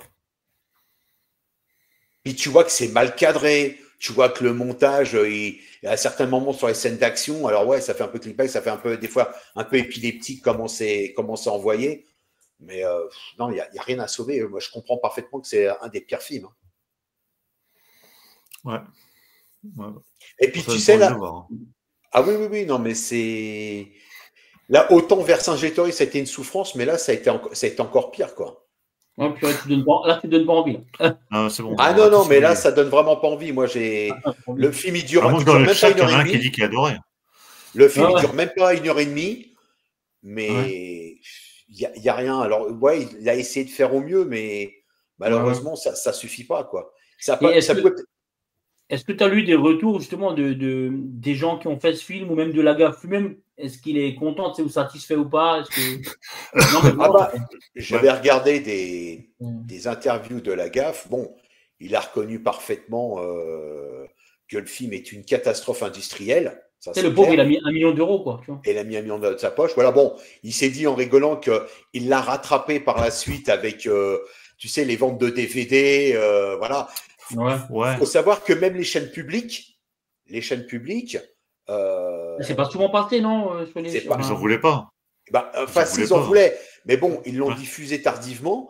Mais c'est ensuite sur les ventes de DVD qu'il s'est dit que bon, il allait peut-être récupérer un petit peu d'argent, tu vois. Ouais, surtout qu'à l'époque, en 2010, Mais bon, 2011, ça marchait bien. au bout de 2 semaines, on le retire des salles parce que voilà, t'en es qu'à 41 000 entrées. Bon, bah, t'as compris. Hein. Ouais, c'est clair. Ouais. Et en plus, la fin du film te laisse une suite ouverte. Donc en fait, ils étaient partis dans l'optique de faire une suite. Donc ils y croyaient vraiment, quoi. Les mecs, ils partaient sur une trilogie, tu sais. Ah oui, oui, oui, ils partaient vraiment, ils avaient des ambitions. Sauf que, bah ouais, mais il fallait choisir un autre réal, des autres scénaristes, et puis tu aurais dû prendre quand même peut-être 1 ou 2 acteurs quand même un peu connus, quoi. Là, c'est pas le cas. Pour donner le change à la gaffe, quoi. Ouais, puis bon, à la gaffe, c'est vrai que là, il en fait des tonnes. Mais en fait, il est animateur, il n'est pas acteur de cinéma, tu vois. Ah oui, oui, oui, oui. Moi, je veux dire, c'est un animateur, c'est pas le même métier, quoi. Pas... le problème, c'est que quand tu le vois à la télé, même dans un film, tu penses à l'acteur, je pense, parce que moi, j'ai du mal à l'imaginer comme acteur. Hein. Oui, parce que quand je regardais les séquences, quand je le voyais faire, je voyais où il essayait de faire des gags, en fait, même quand des trucs de cascade, parce que même quand tu regardais dans le Big Deal ou autres, il faisait aussi des fois, tu sais, des cascades, et puis des fois, il partait en vrille et autres. Bah là, il fait pareil, il retranscrit exactement ce qu'il fait. Ouais, t'as l'impression de regarder des extraits du Big Deal, en fait. Voilà, t'as pas l'impression de regarder un film. Et si tu dois lui donner une petite note là sur 5, là Honnêtement, vas-y. 0. Voilà, j'en doutais. Non. Non, mais voilà. Un film à oublier, hein, quand même. Ah oui. Voilà. J'ai réussi à trouver pire que Vercingétorix. Hein. On vous présente des films corrects, et puis on vous présente des films à surtout pas regarder, comme ça vous perdez pas 1h30 de votre temps. Ce qui est bien, on peut vous faire gagner du temps, parce que des fois tu peux tomber sur le truc, tu dis tiens, en fait, allez, pourquoi pas, je regarde, ça peut arriver. Non, bim. Parce que vous voyez les films que là vous avez présentés, tu vois, tu peux avoir une affection pour Paul Prébois, Pierre Tornade, Galabru, tu vois, pour ces acteurs-là, parce que tu sais ce qu'ils ont. Mais là, il n'y a absolument rien du tout, quoi. Vincent Lagaffe, on l'aime bien, mais bon. Comment c'est filmé, c'est mal cadré. Tu vois que les acteurs ne savent pas jouer. Je veux dire, il n'y a rien qui est mis en valeur. Les scènes d'action, elles sont pauvres. Enfin bon, il n'y a rien. Bon, bah, j'espère qu'avec son second film, il va rehausser le niveau un peu, là, Cédric. Là. Ou pas? Oui, je pense quand même. Oui, là, 0, il n'y aura pas 0. Il n'y aura pas 0. Il n'y aura pas 0 à 0. Il n'y aura pas 0. Ben, second film de la soirée de Cédric, attention. Ah bon. Alors, ça va faire débat. Il t'appelle Jacques Couille. C'est qui la couille? C'est le laquais de notre cousin autrichien et c'est une plaie. Pourquoi c'est lui, Philibert? C'est votre famille qui débarque. Un grand colosse et un petit violent qui pue.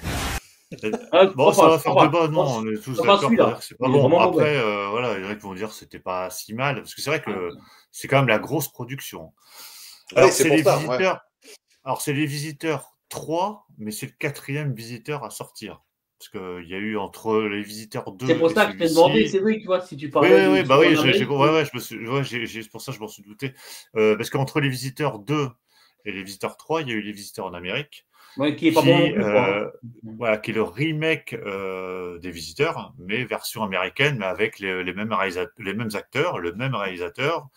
Et les visiteurs en Amérique a fait un gros bid. Hein, ça fait vraiment, ça a même failli couler la Gaumont. J'ai vu ça quand j'ai regardé quelques informations sur les visiteurs, enfin sur toute la saga. Les visiteurs en Amérique a failli couler la Gaumont quand même. Donc carrément. Carrément. Et comme du coup les visiteurs en Amérique a franchement bidé, les visiteurs à la Révolution, donc le 3e, est venu assez tardivement, parce qu'il est sorti en 2016. Très tard, hein. 2016, ouais. Bah voilà, alors 2016, alors que normalement il devait sortir juste après les visiteurs en Amérique. Donc voilà, ça a un peu 2003, retardé. 2004, ouais. Bah, les visiteurs 2, c'était, je sais plus quelle année c'était les Non, mais visiteurs 2. non, mais celui-là en Amérique, c'était en 2001, 99, un truc comme ça. Ouais, c'est ça, ouais. Donc l'autre, ça devait être fin des années 90. Bah, de toute façon, les visiteurs 1 avaient fait 13 millions d'entrées. Les visiteurs 2 a fait 8. Moi, j'adore les visiteurs 1. Le 2, j'aime bien aussi. Un peu moins que le 1. Ouais, il est correct, il est quand même très très bien. Oh, le 2, il est très bon. Par rapport à ça. Non, mais le 2, il y a des très très bons gags. Hein. Ce qui a fait débat avec le 2, c'était Muriel Robin, Valérie Mercier par Muriel Robin. Parce que là... Mais bon, une fois que tu es dans le film, tu penses plus. Là, je suis pas une couille. Je suis un couille de fripouille. On n'en veut pas de cette couille. Ok. Il y a plein d'eau qui court dans la baignoire. Qui court alors que le visiteur, celui-ci, a coûté 25 millions d'euros. Et il a fait 2 millions d'euros au box-office, ou 2,5 millions au box-office, alors qu'il devait en faire le double pour être rentable. Donc voilà, c'était une catastrophe. Il a quand même fait 2 millions d'entrées, 2 millions et demi. 2 millions 2 exactement. Donc il est sorti 18 ans après le deuxième visiteur. Alors dans celui-ci, ce qu'ils ont voulu faire, c'est qu'ils ont, en fait, ce qui s'est passé, ce que j'essaie aussi de voir au niveau du contexte. À cette époque-là, Christian Clavier, il marchait plus. Jean Reno, il commençait à plus marcher. Jean-Marie Poiret, il n'avait rien fait depuis Visiteur en Amérique. Alors qu'il avait fait des cartons avec Les Anges Gardiens. Tout à l'heure, tu as parlé d'Opération Corned Beef. Voilà, il avait fait quand même des très très gros films qui ont très très bien marché. Et là, du coup, Clavier sortait de Qu'est-ce qu'on a fait au bon Dieu, qu'il a relancé complètement, parce que le film a cartonné. Et qu'est-ce qu'ils ont fait? Ils ont pris le casting, enfin, une partie du casting de Qu'est-ce qu'on a fait au bon Dieu, notamment t'as Harry Habitant, t'as Frédéric Bell, pour essayer de surfer un peu sur la vague en disant tiens, on va reprendre un peu du casting. Il y a Christian Clavier qui est en train de remonter, Jean Reno qui n'est pas tout à fait dégringolé, et donc se sont lancés là-dedans. Alors on a Karine Viard, on a Franck Dubosc, on a Sylvie Testu, on a Laurent Deutsch. Enfin, ils ont pris carrément tout ce qui se faisait en tant qu'acteur français. Vous les avez tous là. Alors il y a Marianne Chazelle qui revient aussi dans ce film. Alors elle a un tout petit rôle, mais elle revient quand même dans ce film. Donc ça a été tourné même pas en France, alors que ça se passe pendant la Révolution française, mais c'était tourné en Bulgarie, en Belgique et République tchèque. Ouais. Belgique et République, alors surtout République tchèque et un peu Belgique, mais même pas en France. Donc ça se passe pendant la Révolution. En fait, ça se passe. Je sais pas si vous vous souvenez du deuxième. Mais ça se suit, en fait, parce qu'à la fin du deuxième, voilà, ils sont propulsés pendant la Révolution française. Il est revenu pour nous faire chier. Il n'y a pas d'ampoule électrique, nuit, jour, nuit. Mais putain, il n'y a rien, c'est nul. Tais-toi, Marot, c'est de la merdasse royale. Et donc, en fait, eux, ils arrivent là. En fait, le début du film, alors, j'ai eu beaucoup d'espoir au début, parce que j'étais content quand j'ai lancé le film. Alors, j'ai même relancé, parce que j'avais essayé de le regarder à l'époque, j'avais pas réussi, j'avais abandonné. Et quand j'ai mis le film, il y a la musique, le générique. Et puis en plus, tu as une sorte de résumé à la Star Wars au début, tu sais, avec le titre qui monte comme ça, comme la présentation de tous les films Star Wars. Et je me suis dit, tu te dis, tiens, sympa. En plus, j'avais revu le premier il n'y a pas très longtemps. Il était passé à la télé, j'étais tombé dessus, j'avais regardé le premier visiteur. Et au début, ça démarre pendant le Moyen-Âge. Je me rappelais plus en fait de la fin du 2. Bah, je dis tiens, c'est bien, ça redémarre au Moyen-Âge, c'est sympa. T'as des scènes un peu d'action, même un peu gore au début, parce que t'as des combats, tu vois un mec se faire couper la jambe, enfin, il y a un qui reçoit une flèche, tu vois vraiment les giclées de sang. Je me dis putain, je me rappelais plus de ça. Et puis, c'était un rêve tout ça en fait, parce qu'ils se réveillent et ils sont en pleine révolution. Bon, ok. Donc là, tu as Jacques Couille et donc Jean Reno, Godefroy de Montmirail, qui se retrouvent prisonniers parce que sur eux, ils ont retrouvé des objets soi-disant anglais et assez étranges, hein, parce que forcément, je sais pas si vous vous rappelez, mais dans le 2, ils reviennent du futur entre guillemets pour eux, hein, donc ils ont des objets récents, il y avait des trucs Franck Provo, des lunettes de soleil. Alors en plus ils font de la pub, hein, parce qu'à un moment donné ils disent Franck Provo, tu sais, vraiment le truc, le placement de produit là. Ah là ouais, c'est clair, la bonne pub. Puisque son nom est anglais. Frank Provost. C'est un présent pour Dame Ginette. Donc du coup, qu'est-ce qu'ils vont faire? Parce qu'à l'époque, hein, Révolution française, forcément, ça coupait les têtes à tout va, donc ils prennent peur, ils essaient de s'échapper. Alors, le problème de ce film, c'est que ça parle vraiment tout le temps. J'ai rien contre les films qui parlent, mais là, c'est vraiment saoulant. T'as beaucoup trop d'acteurs, donc moi, à un moment donné, je m'y perds, hein, tu sais, dans tous les noms. C'est vrai qu'il y en a beaucoup des acteurs. Ah, mais il y a trop d'acteurs, et puis il y a trop. En fait, les scènes s'enchaînent. Alors, ça n'a même pas le temps. Alors, Jean-Marie Poiret, on sait que quand il filme, c'est assez coté. Ouais. Hein, c'est un peu, il filme un peu l'américaine. Hein, c'est assez dynamique. Ouais, c'est très ouais, voilà. Alors, moi, j'aime bien hein, quand tu regardes Les Anges Gardiens, ça bombarde. Tu vois, le film, il passe à une vitesse parce que ça n'arrête pas. Mais sauf que là, le problème, c'est que ça avance tout doucement. Donc, tu as des plans assez rapides sur les personnages, mais sans action. Donc c'est long, c'est ennuyant, ça parle beaucoup, donc il y a trop de dialogue, t'es perdu à un moment donné, mais je dis mais qu'est-ce qu'ils font avec eux, donc à un moment donné j'étais presque en train de revenir en arrière, je me dis qu'est-ce qu'ils foutent là en fait, j'étais perdu et j'imagine que les gens qui l'ont vu au cinéma devaient se dire mais où est-ce qu'on va. Donc pendant 1 heure c'est ils fuient, on sait pas où ils vont. Ça se passe que pendant la Révolution française, donc t'as pas le côté futuriste parce qu'ils allaient à notre époque, donc c'est amusant de les voir à notre époque et de les voir perdus à notre époque. Là, ils sont là en train de fuir, donc ils essayent aussi de nous placer tous les personnages d'époque, hein, les Marat, les Robespierre. Donc ils recyclent beaucoup de gags des anciens films, parce qu'à un moment donné. À un moment donné, t'as Christian Clavier qui se retrouve dans parce qu'ils sont à un dîner, il va dans une salle de bain, et puis il se dit mais il y a pas les robinets là, chaudes ou froides. Puis il dit ouais jour nuit jour, comment on fait il ressort ces les vieilles blagues du premier, donc je trouve ça un peu c'est du recyclé quoi. Du recyclé, mais et puis bon. Franchement, le pire acteur dans le film, c'est Christian Clavier. Franchement, t'as l'impression qu'il force les blagues. T'as l'impression que des fois que c'est presque rajouté. C'est une caricature de son propre jeu dans le 1, quoi. T'as l'impression que c'est presque qu'il joue son rôle, mais en se moquant de lui, quoi. T'as même l'impression que des fois qu'ils ont rajouté des trucs parce que c'était pas drôle et que du coup ils ont rajouté quelque chose. Et Dubosc, il est comment? Parce que je me rappelle plus, franchement. Dubosc, ça va. Dubosc, ça va. Il joue le rôle un peu d'un aristo, voilà, c'est ça. Donc lui, ça va. Karine Viard, ça va aussi. Alors, il y a un moment donné, il y a une gag avec sa perruque parce qu'elle doit monter dans un carrosse, donc elle a une sorte de petite pompe pour faire grandir ou diminuer la taille de sa perruque. Bon, voilà, il y a un petit gag assez sympa là-dessus. Le roi est mort! Vive le roi! Je ne connois rien d'autre! Enfin, un brave dans la famille. Je suis avec vous, monsieur. Vous me rendez la fierté d'être une Montmirail. Il y a 2 bonnes séquences dans ce film, enfin, en tout cas, dans la première partie, c'est les repas. À un moment donné, ils sont, alors, tu vois l'affiche, ça te rappelle pas la Grande Vadrouille, tu vois, ils ont vraiment, j'ai l'impression que, tu sais, t'as l'impression de voir, Bourvil et de Funès, quand même. Ouais, c'est ça, ouais. Donc, tu as 2 bonnes séquences. À un moment donné, ils sont à dîner dans un dîner dans une auberge. Ils font une soirée table dans une auberge. Et ils essayent, en fait, de bien se tenir. Donc, forcément, t'imagines bien, avec Jacouille, c'est un peu compliqué, même avec Godefroy. Donc, il dit, mais mangez pas avec vos mains. Donc, il prend une fourchette et puis là, il plante le truc dans la bidoche, il sort ça. Donc, bon, voilà, c'est assez rigolo.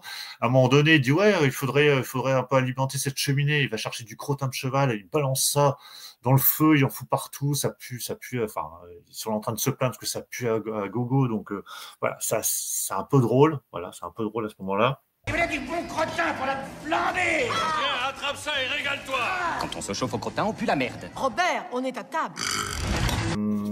Et donc voilà, pendant 1 heure, ça s'enchaîne en fait, tu sais pas où ils vont et tu te dis, mais c'est quoi le but en fait? Alors il veut récupérer son château, enfin c'est toujours un peu le même délire, mais tu te dis mais il va pas essayer de retourner à son époque. Enfin je sais pas, dans les autres films il y avait l'histoire de l'enchanteur, tu sais, pour essayer de retrouver. Et en fait c'est au bout d'1 heure, là ça y est ils se disent il faut qu'on retrouve l'enchanteur. Voilà, donc là ça relance un petit peu. Et puis pareil au niveau de la musique, des plans, tu retrouves un peu des plans du premier. Donc là, ça relance un peu l'intérêt, mais pendant 5 minutes. Et après, et c'est là qu'il passe après encore à des séquences plat où c'est long, ça blablate, jusqu'au moment où il se rend compte que si ils retournent pas rapidement à leur époque, bah, ils sont en train de pourrir. Donc, tu as leur visage lui attrape un gros nez, tu as Jacouille qui attrape une grosse gorge énorme, là. Donc là, il commence un peu à s'affoler. Hâte-toi, car ton corps va se transformer horriblement et pourrir comme celui de ton compagnon en ce moment. Et il commence à chercher, alors il n'y a pas d'enchanteur, mais il y a la descendance de l'enchanteur qui est une fille, qui va leur donner une potion pour soi-disant retourner à leur époque. Alors, j'essaie de retrouver après quelques séquences, quelques trucs sympas. Ouais, vas-y. Et du coup, à la fin, c'était quoi nouveau à la fin? Alors déjà, ce qui était, à un moment donné, 2 fois, je crois, 1 ou 2 fois. Alors, à un moment donné, donc ils arrivent à refaire cette potion magique. Alors, en plus, ce qui est dommage, c'est qu'à l'époque, les potions, tu sais, t'avais les morphings, ils se transformaient et tout. Là, en fait, ils se retrouvent dans une petite cahute, et au moment où ils boivent le breuvage, t'as des gardes autour, mais il y a une explosion. Et là, ils sont propulsés dans... Alors en fait, c'est marrant, parce que Jacouille, lui, il veut être propulsé à l'époque des bagnoles. Il dit, ouais, je veux retourner à l'époque des voitures, des bagnoles, parce qu'il adorait cette époque-là, lui. Il voulait pas se barrer, déjà, dans le 1. Il voulait rester avec Marianne Chazelle. Il voulait avec Marianne Chazelle. Donc lui, il a envie de retourner à cette époque-là. Et t'as Jean Reno qui, lui, a envie de retourner à son époque du Moyen-Âge. Oh, quelle joie de se retrouver dans une bagnole. Elle fait un bon bruit, cette chiotte, elle est moderne. On l'a fait réviser la semaine dernière chez Renault. Elle marche comme une horloge. Allez, on spoil, je suis désolé dans le chat. Donc, si vous voulez pas entendre, bouchez-vous les oreilles. Donc, ce qui va se passer, c'est que quand ils arrivent à cette téléportation, ils se retrouvent à un moment donné. Alors, au début, ils se retrouvent dans la forêt. Donc, toi, tu te dis, mais je me souvenais, enfin, je sais pas comment ça finissait. Donc, ils sont dans une forêt. Donc, tu te dis, bon, potentiellement, ils se retournaient à leur époque normale, et ils tombent sur une route. Tu te dis, putain, mais ils sont retournés du coup encore à l'époque, dans les années 90. Et en fait, à un moment donné, tu vois un camion militaire passer, et ils se retrouvent pendant la Seconde Guerre mondiale, donc 39-45, parce que tu vois un camion avec la croix gammée, donc ils se retrouvent pendant la Seconde Guerre mondiale. Et là, donc ils vont essayer d'aller dans je sais plus, c'est dans un château aussi. Si, dans son château, là, il retourne dans son château, donc il retrouve sa tenue. Voilà, il retrouve sa tenue. Et puis, en fait, ils arrivent à rentrer dans le château par un passage secret que justement les Allemands essayaient de trouver. Et dans ce château, ils vont tomber sur alors je sais plus comment il s'appelle, le mari de Valérie Lemercier. Ah oui. Alors, le mari de Valérie Lemercier qui a 10 ans. Parce que tu le vois à un moment donné dans une pièce en train de jouer avec un autre enfant, et il a une dizaine d'années. Donc là, il y a un problème aussi de raccord, parce que si vous faites le calcul, on est en 1940, il y a 10 ans, et quand il était dans les années 90, ça voudrait dire qu'il pas cohérent, ans. Voilà. En fait, il devait pas être né. 50, ouais. Ah oui, il avait 45, la quarantaine dans ce film. Donc là, il y a un problème. Déjà, quand j'ai vu, mais tout de suite, ça m'a fait le titre. Mais il est en 40, le mec a 10 ans, c'est pas possible. Donc bon, c'est passé comme ça. Et puis après, donc du coup, il se retrouve avec les résistants. Et donc, du coup, tu retrouves les descendants de Sylvie Testu, de Marianne Chazelle en résistant. Et puis, ils sont embarqués dans un camion. Et puis ça se termine comme ça. Donc là, tu te dis que. Mais est-ce que du coup, est-ce que justement, il termine avec une fin ouverte pour éventuellement un Oui, c'est ça, quatrième ça se termine. En fait, ça annonce un Visiteur 4, en fait. Donc en fait, cette partie, en fait, pendant la Seconde Guerre mondiale à la fin, à la limite, elle était assez intéressante, parce que là, ça s'enchaîne assez vite, c'est assez dynamique. C'est voilà, ça dure un quart d'heure, 20 minutes quand même, donc mais ça s'enchaîne assez vite. Et tu as presque envie, en fait, à la fin, tu te dis bah tiens, ça peut être sympa de se retrouver, parce que c'est plus enfin, on est dans une époque assez moderne, enfin plus récente en tout cas. Et à mon avis, il y avait des choses à faire. Alors après, tu te dis aussi, est-ce que ça va pas faire encore de la parodie de Papy fait de la résistance, des choses comme ça, tu vois, ça peut. C'est un peu le risque aussi de se retrouver dans les années. Mais c'est ça le pire, c'est qu'il faut toujours des fins ouvertes comme ça, éventuellement, au cas où, tu sais, si les films, il fait. Ouais, alors là, mais là, le problème, c'est que là, ça a bidé, hein, ils sont pas rentrés dans leurs frais. Et puis là, de toute façon, maintenant, je pense que c'est foutu, quoi. Mais alors, c'est dommage parce que. Bah, en fait, ils ont misé en fait beaucoup sur les acteurs, parce qu'en disant bah tiens, on va prendre Franck Dubosc, quand c'était l'époque où il cartonnait aussi avec ses campings et tout ça, donc voilà. Il y a beaucoup le casting, c'est ça, réarbitrant. Mais oui, mais c'est ce qu'on disait tout à l'heure. Hein. Tu dis c'est pas parce que tu as des bons acteurs qui marchent à côté qu'ils vont marcher dans un autre film. Et là, c'est ça, et c'est trop long. C'est pas assez dynamique. Ils ont peut-être pris trop de personnages aussi, comme tu as dit, non? Comment? Ils ont pris trop de personnages, c'est un peu fourre-tout, quoi. Bah, en fait, et puis ils ont voulu placer trop de personnages. Je veux dire, à un moment donné, il y a Marat, en fait, qui a un voisin de Franck Dubosc, donc ils s'engueulent avec lui. Alors, il y a un gars, à un moment donné, assez marrant aussi, parce que tu as Marianne Chazelle, qui est un peu du gardienne d'une résidence avec un autre gars, et elle fait toujours des gâteaux au chocolat, et puis Jacques il le pique le gâteau au chocolat. À un moment, il devait l'apporter à Marat dans sa baignoire, près de sa baignoire, le mettre près de sa baignoire, et finalement, il le bouffe. Ah non, il le bouffe pas, il le fait tomber dans le bain, et pour le remplacer, il prend un savon. Il le met savon. Alors, du coup, je me suis dit, mais il va y avoir une blague avec le caca ou un truc comme ça. Donc, même pas, sauf que Marat, il prend le savon, il le bouffe, en pensant que c'est le gâteau au chocolat. Bon, voilà, il y a des trucs assez sympas comme ça, mais effectivement, il y a trop de personnages, donc du coup, t'es paumé. Il y a trop de dialogues, donc c'est. À un moment donné, moi, j'étais là comme ça, je me dis, il raconte, mais enfin, ça n'aboutit à rien. En fait, tu sais même pas ce qu'ils veulent faire. Tu sais, dans les premiers visiteurs, tu savais quel était l'objectif. Et puis il y avait ce côté amusant de mélange d'époque, en fait, hein, du Moyen Âge avec que là, en fait, ils jouent pas trop avec avec ça. Ça parle trop. Pendant la première heure, tu dis mais ils sont bien là, ils vont rester là. Qu'est-ce qu'ils font? C'est ça, c'est quand tu as un film choral, avec trop de personnages, le risque, il est là, c'est qu'au final, l'histoire, elle est complètement décousue. Bon, là, je vois que Jean Reno et je dirais Christian Clavier, très honnêtement, je pense qu'ils sont venus récupérer leur chèque. Terminé. Bah non, je pense qu'ils avaient quand même espoir. Hein. Je pense qu'ils se sont dit on va se relancer parce que il y avait aucune raison logiquement les précédents visiteurs, même s'ils n'avaient pas fait. Ouais, mais tu vois, regarde, tu regardes le premier, tu regardes le deuxième. Bon, déjà le deuxième, il a moins bien marché, mais il avait quand même cartonné quand même. Les visiteurs en Amérique. Les visiteurs en Amérique, ça n'a pas. Voilà. Et tu sais généralement que quand tu tombes des films, des fois, genre 10 ans plus tard. C'est le problème qu'il y a, c'est qu'il vient beaucoup trop tard. Celui-là, c'est 18 ans. Voilà.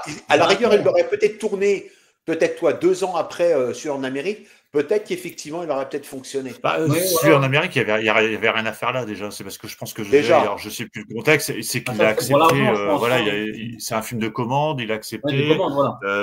Voilà. Mais ça ne servait à rien.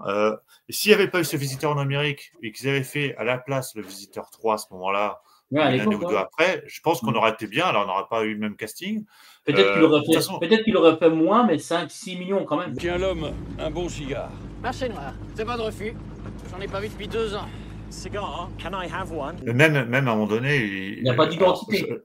Jean-Marie Poiret, il avait déjà piqué à la Grande Vadrouille la scène du ronflement dans Les Anges Gardiens, où tu avais Depardieu qui ronflait, tu avais la même séquence. Là, c'est Karine Viard, à un moment donné dans le film, elle ronfle. C'est pareil, et lui, il arrive à courir, il lui fout sur la tête, comme ça. Bon, ça m'a fait sourire, mais c'est encore, il a repiqué un truc qu'il avait déjà piqué dans Les Anges Gardiens. C'est vrai, faut que je le revoie le film, faut que je le revoie quand même. Après, ça se regarde. Oui, bien sûr. Après, la période de la Révolution, je sais pas. Après, le problème, c'est qu'il était un peu condamné à faire ça parce qu'à la fin du 2, ils atterrissent en Révolution. Là, s'ils faisaient un 4, ils atterrissent à la Seconde Guerre mondiale. Donc, ils sont obligés de partir là-dessus, mais ils auraient bien pu trouver un système pour les faire repartir. Alors, pas forcément à leur époque, mais repartir éventuellement dans l'époque contemporaine. Ailleurs que dans la Révolution, bien sûr.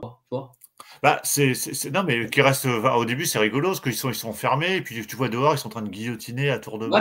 Ça n'arrête pas. Ils ont pu changer, comme tu dis. Oui, voilà, c'est ça. C'est que, en fait, la fuite, en fait, et au fur et à mesure de la fuite, ils récupèrent d'autres personnes, en fait. Hein, le groupe grossit au fur et à mesure. Et effectivement, c'est qu'en fait, au bout d'une heure, là, à un moment donné, t'as une petite coupure où tu te dis, ça y est, là, ils vont chercher l'enchanteur. Tu vois la musique des visiteurs qui reprend. Donc là, ça m'a relancé dans le film, mais ça durait 5 minutes. Et après, ça repart sur un plan pendant 15-20 minutes. Après, finalement, ils se téléportent pendant la Seconde Guerre mondiale. Mais voilà, la dernière partie est intéressante. Mais la première heure, c'est une souffrance. Hein. Moi, j'ai trouvé ça trop long, quoi. Ils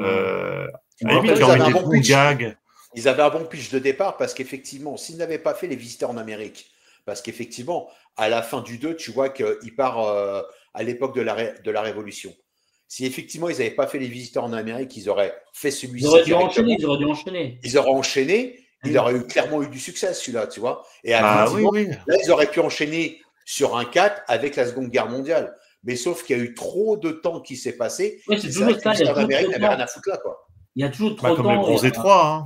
Quand vous avez fait Alors, les Bronzés 3, la différence, c'est que ça a marché, pour le coup. Il a mieux marché que il a mieux marché que les 2 premiers, en fait. Hein, regarde le dernier Astérix. C'est pareil, c'est un film choral où là, tu as plein de personnages. Mais bon, au niveau de l'histoire, tout ça, ça va pas. Ça va pas. Ouais. Donc, voilà, ce film, si je dois lui mettre une note, je mettrais 2 sur 5 parce que, franchement, c'est trop long. J'ai dû m'y prendre à 3 fois pour le regarder en entier parce que, franchement, c'est. La première partie, c'était vraiment il dure presque 1h50 quand même. Il est assez long quand même. Hein. Il est assez long. Mais. Et il a coûté combien? Alors, il a coûté 25 millions d'euros. J'ai dit dollars peut-être, mais c'est euros, oui, euros. Et il a rapporté. Il devait faire 5 millions d'entrées pour être rentable et il en a fait la moitié. Et au niveau de la reconstitution, tout ça, bon, même si ça a été tourné en Belgique, tu vois que c'est représentatif ou pas ou... Les costumes, après, je ne suis pas un fin connaisseur de l'époque, hein, mais oui, les costumes, ça ne m'a pas choqué. Moi, je crois que moi qui l'ai vu aussi, la photographie, elle est pas mal aussi, non? Ouais, les décors, alors sauf les plans de nuit. Alors j'ai vu ça quand j'ai cherché. Apparemment, tous les plans de nuit, j'ai pas forcément remarqué sur le coup. C'est des plans à l'américaine en fait. Hein. C'est-à-dire que c'était filmé de jour. Ils ont mis un voile bleu, c'est ça, je crois. La nuit bleutée, là. Ouais, c'est ça. Au fond du puits, Colo.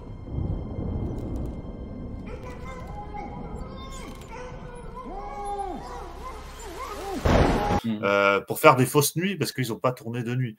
Mais après, ils ont voulu représenter Paris en étant en République tchèque, en disant que ça ressemblait. Après, on voit pas de monument parisien, hein, donc tu t'en rends pas compte. C'est pas. Après, t'as des plans. Puis t'as des plans numériques aussi. Alors, sur le château, à un moment donné, tu vois le château, surtout la deuxième partie, au tout début aussi, tu vois des plans sur le château et tu sens que c'est pas net en fait. Tu te demandes si c'est pas une incrustation ou un truc comme ça. Bon, après, c'est pas. Il y en avait de toute façon déjà, il y avait déjà du CGI dans le premier, hein, donc bon, après, c'est pas. Oui. Là, par contre, pour les transformations, ils se sont pas emmerdés avec ça. Ils ont juste fait une explosion de la cabane, quoi. Donc, tu les vois pas se transformer. Ok. Arrête de gueuler, t'es dingue ou quoi? Il est sorti quand? 2016. En 2016. Tu vois, si on fait c'est vrai que tu vois, bon, si on fait un comparatif 2016, si tu regardes 28 millions de dollars, 28 millions d'euros, c'est ça? 25 millions d'euros. 25. Bon, tu regardes par exemple les 3 mousquetaires là, qui sont sortis là, ils ont coûté 36 millions d'euros. Bon. Après, t'as aussi inflation en 10 ans, quoi, mais bon. Ouais, mais même en 10 ans, tu vois quand même la reconstitution, puis bon, les acteurs qu'il y avait quand même dans les 3 mousquetaires, c'était quand même autre chose. Mais bon. Bah ouais, après, c'est ça, quoi. Ils ont c'est comme dans le Comte de Monte Cristo qui a coûté quand même 42, 43 millions. Bon, après, les films durent 3 heures. Hein. Il y a aussi il y a ça qui change aussi le tout. Mais... Ouais, si, je m'étais noté ça, il y a un truc qui m'a fait rire au tout début. Quand ils sont arrêtés au tout début, il y en a un qui dit mais c'est quoi ce bouton horrible que vous avez là? Il y a une sorte de furoncle, mais vraiment une balle de ping-pong. et puis t'as Jean-Marie Poiret, tu sais, qui aime bien faire des gros plans comme ça soudain là. Donc tu vois un gros plan sur le furon, tu fais ça comme ça, il le perce, ça gicle au sol et ça fait comme dans Alien, tu sais, t'as de l'acide, la fumée. Ça m'a fait sourire. Je me suis dit, elle est pas mal celle-là. C'est complètement con, mais c'est tellement con que là, ça m'a fait rire. Qu'est-ce que ça veut dire, Fillot? Attention, si c'est son filleul, il lui ressemble beaucoup. Enfin, en plus sale, c'est immonde, cet immense furoncle sointant sur son nez. Ah oui, c'est vrai, c'est infect. Oh, le sagouin! C'est soulageant. Bon, de toute façon, je pense pas qu'ils feront un 4e, de toute façon, là. Ah bah non, mais trop tard. Pour l'instant, c'est pas dans les clous, je pense. Non, ou alors... Ouais, qu'après, tout est possible. Hein. Jean-Marie Poiret tourne même plus, de toute façon, lui. Après, tous les autres, ils existent tous. De toute façon, non, mais de toute façon, tous les autres acteurs... parce que de toute façon, quand ils sont à la période de la Seconde Guerre mondiale, t'as aussi Franck Dubosc, t'as Sylvie Testu, je sais pas si t'as Mélanie Chazelle, je me souviens plus.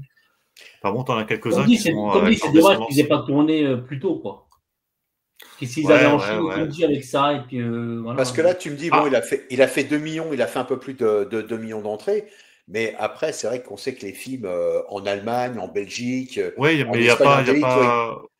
Mais il a. Oui, il a été en fait, quand ils ont commencé le tournage, ils ont commencé déjà à le vendre à ce moment-là, et effectivement, il commençait à bien se vendre parce que les gens, enfin, en Europe, les visiteurs, à mon avis, ça avait bien fonctionné. Voilà, il a dû quand même rentrer dans ses frais avec toutes les ventes DVD, tout ça. Je sais pas, parce que je suis pas sûr. Oui, alors, 2016, le problème, c'est que 2016, 2017, 2018, c'était plus déjà l'euphorie du DVD, mais non, et puis après, il y a la curiosité, oui. Moi, je me souviens à l'époque. Est-ce qu'il a bien marché à l'international? Tu sais pas, quoi. Non, je sais pas, mais je sais qu'il n'a pas été rentable. Hein. Après, il est disponible dans ce coffret-là, hein, en Blu-ray. Je pense qu'on trouve souvent dans le Black Friday à 10 balles, hein, 10 ou 15 euros. Alors, il y a les 3 films, mais il n'y a pas les visiteurs en Amérique. Il n'y a pas l'Amérique. Il n'y a pas celui-là en Amérique. Non, il n'y a pas l'Amérique. Mais l'Amérique, oui, parce qu'il ne fait pas partie de la trilogie. En fait. J'ai tellement été déçu par les visiteurs en Amérique que j'ai pas été voir celui-là parce que je me suis dit non, c'est bon, quoi. Ouais, mais Visiteurs en Amérique, en fait, il n'a rien à voir. En fait, c'est vraiment un remake plan pour plan quasiment, mais qui n'a pas, il n'est pas dans la trilogie. En fait, il y a cette trilogie. Et les Visiteurs en Amérique, c'est à part, quoi. Il a rien à faire là, mais ils ont vraiment fait une erreur de stratégie là-dessus. Je sais plus comment ça s'est passé à l'époque, mais c'est les Américains. Alors, les Américains en général, quand un truc marche en France ou en Espagne ou ailleurs, ils font un remake. Qui êtes-vous? Que voulez-vous? Vous n'avez rien à craindre, madame. Lorenzo Baldini, marquis de Portofino. Je suis le gendre de feu, le duc de Cheneviette. Vous me remettez? Du tout. Non, en général, ils adaptent chez eux plutôt que de... Mais sauf que là, ils ont fait pour l'adaptation, ils ont pris le réal ils ont pris les acteurs principaux. Après, Beren Chazelle n'était pas dedans, je crois. Non, ils ont pris. Il n'y avait que Reno et Terry.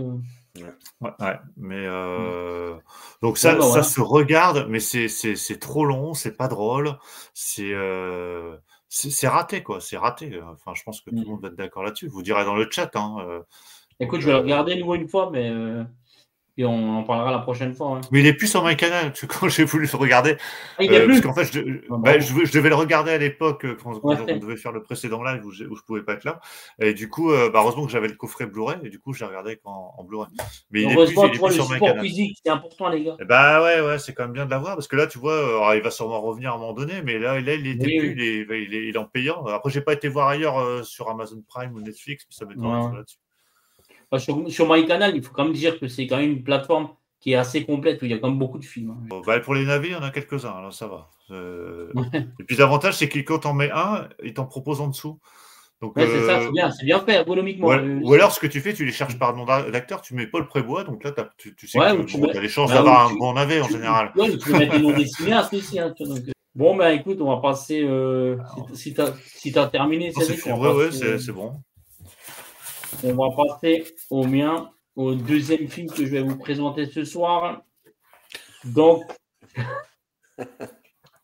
Ah, je sais pas pourquoi il rigole là. Alors, c'est Charlot Connexion, les mecs.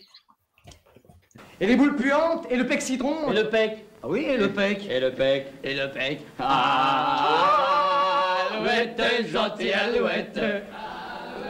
Ah, parce que Charlot, il y a des bons trucs hein, quand même. Hein. Ah, oui, non, mais attends, t'en plains pas. Attends, là, on parle juste de ça. Charlot Connexion. On va pas faire leur carrière, tu vois, attends.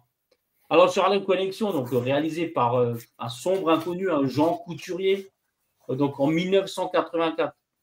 Donc, les gars, après Raoul André, Max Pécasse, Tian Gion, Louis Régaud et Michel Gérard, je vais vous parler d'un film donc, des Charlots de Jean Couturier.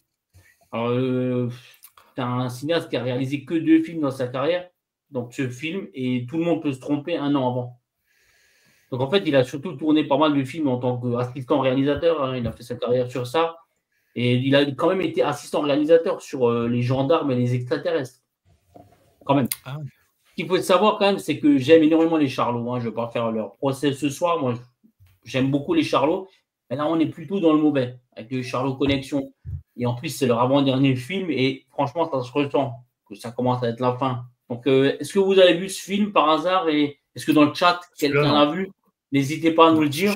Je pense que H, il l'a vu le film, n'est-ce pas? Oui, je l'ai vu, oui. Voilà. Spécialiste des Charlots. Là. Donc, alors, l'histoire de ce film, elle est assez simple, les gars. Hein. C'est 3 copains au chômage. Donc, ils deviennent malgré eux un peu des hommes de main d'un racketteur. Ils sont entraînés, en fait, au beau milieu d'une guerre des gangs. Ils doivent chercher, en fait, ils sont assez naïfs. Ils doivent chercher... en fait, ils travaillent un peu comme receveurs, encaisseurs de loyer pour gagner de l'argent. Ils vont chez les gens et puis ils pensent qu'ils sont vraiment, c'est des Charlots, quoi. Ils sont cool, ils pensent pas à mal, quoi. Et jusqu'ils vont apprendre que les méthodes, en fait, de leur patron, les méthodes sont pas très respectables. Vous vous occupez pas de mariage. Qu'est-ce que vous faites? Ah, ça dépend, monsieur, ça dépend. Passez donc me voir un de ces jours. Oui. J'aurais peut-être quelque chose à vous proposer. Alors, ce qu'il faut quand même dire, c'est que ces derniers films avec Gérard Rinaldi, qui quittera le groupe en 86, donc après plus de 20 ans et 14 films, pour travailler notamment dans le milieu du doublage, hein, où il a réussi quand même, et de la télévision. Donc on se souvient forcément tous, sa série, c'est Marc et Sophie. Donc, oui. Donc, ça, on l'a tous vu. Ah, je vais la trouver quand même. Ça passait le samedi ou le dimanche, je me souviens ça. C'est ça, je crois que ça passait le samedi soir à l'époque sur TF1. À 19h, je sais plus, juste avant le journal. 19h, un truc comme ça, ouais, c'est ça. Ouais, c'est ça. Donc là, ça a cartonné ça, hein. ça fait Marc et Sophie, bien sûr, il est devenu, il a bien marché, je crois, pendant ça durait longtemps. Hein. Ouais, avec c'est Julie Arnold, donc à côté d'elle. Donc c'est une série où il était, il incarnait un vétérinaire, donc avec marié à un médecin de ville, donc Julie Arnold, et dont il interprète lui le générique, hein. Fameuse chanson Marc et Sophie. Ça fait plus le coup du klaxon, là? Mais si, mais c'est cette porte, c'est pas l'autre. Écoute. Tu vois? Dis donc, j'ai eu peur et je crois qu'elle était en panne, moi. Alors, qu'est-ce que je vais dire sur Charlot Connexion? Franchement, on sent que c'est un peu le film de trop, tout simplement. J'avoue que ça a commencé au début des années 80. Déjà, même si moi, personnellement, après, je suis fan et j'adore les Charlots contre Dracula. D'ailleurs, j'en ferai une vidéo certainement un jour, tellement j'aime ce film. Mais alors, par pure nostalgie, honnêtement, c'est sympa de les voir les 3, mais ça s'arrête là. Parce que là, il n'y a pas de scénario. Hein. Bon, franchement, il n'y a pas de scénario. Attends, parce qu'on remet l'affiche, parce qu'à un moment donné, au milieu, on aura dit la planète des singes. Là. C'est quoi Ah, l'affiche, elle est jolie. Hein. Alors, attends, oui. C'est quoi au milieu, là? Non, mais attends, alors. Je vais en venir. Ça, c'est le climax du film. Attention. Parce que tiens, c'est la planète des singes. Donc, c'est assez intriguant, tu vois. Tu dis, tiens, qu'est-ce qui se passe? Alors, il faut nouveau noter que l'affiche, elle est belle. Ouais, t'as un peu la cible. L'affiche, t'as l'impression que, je sais pas, ça fait un mélange de planète des singes, Star Wars, James Bond, je sais pas, tu vois. Ouais, c'est ça. Dans la ligne de mire, je sais pas, tu vois. Enfin, ça claque, quoi. Et comme dit, ça fait plaisir de les revoir les 3. Mais il n'y a pas de scénario, les dialogues, franchement, ils sont très, très mauvais. Ça fait vraiment pas trop rire. Et donc, merci pour les dialogues à Monsieur Balducci. Hein. Franchement, heureusement qu'il nous a un jour offert les gendarmes, lui. Mais sinon, donc la mise en scène non plus, elle n'est pas bonne, ça surjoue. Je sais pas, moi, les gars, ils font plus rire. Il n'y a pas d'action, il n'y a pas de rebondissement dans le film. Et je trouve qu'il n'y a plus cette magie. La connexion entre les trois, je ne sais pas.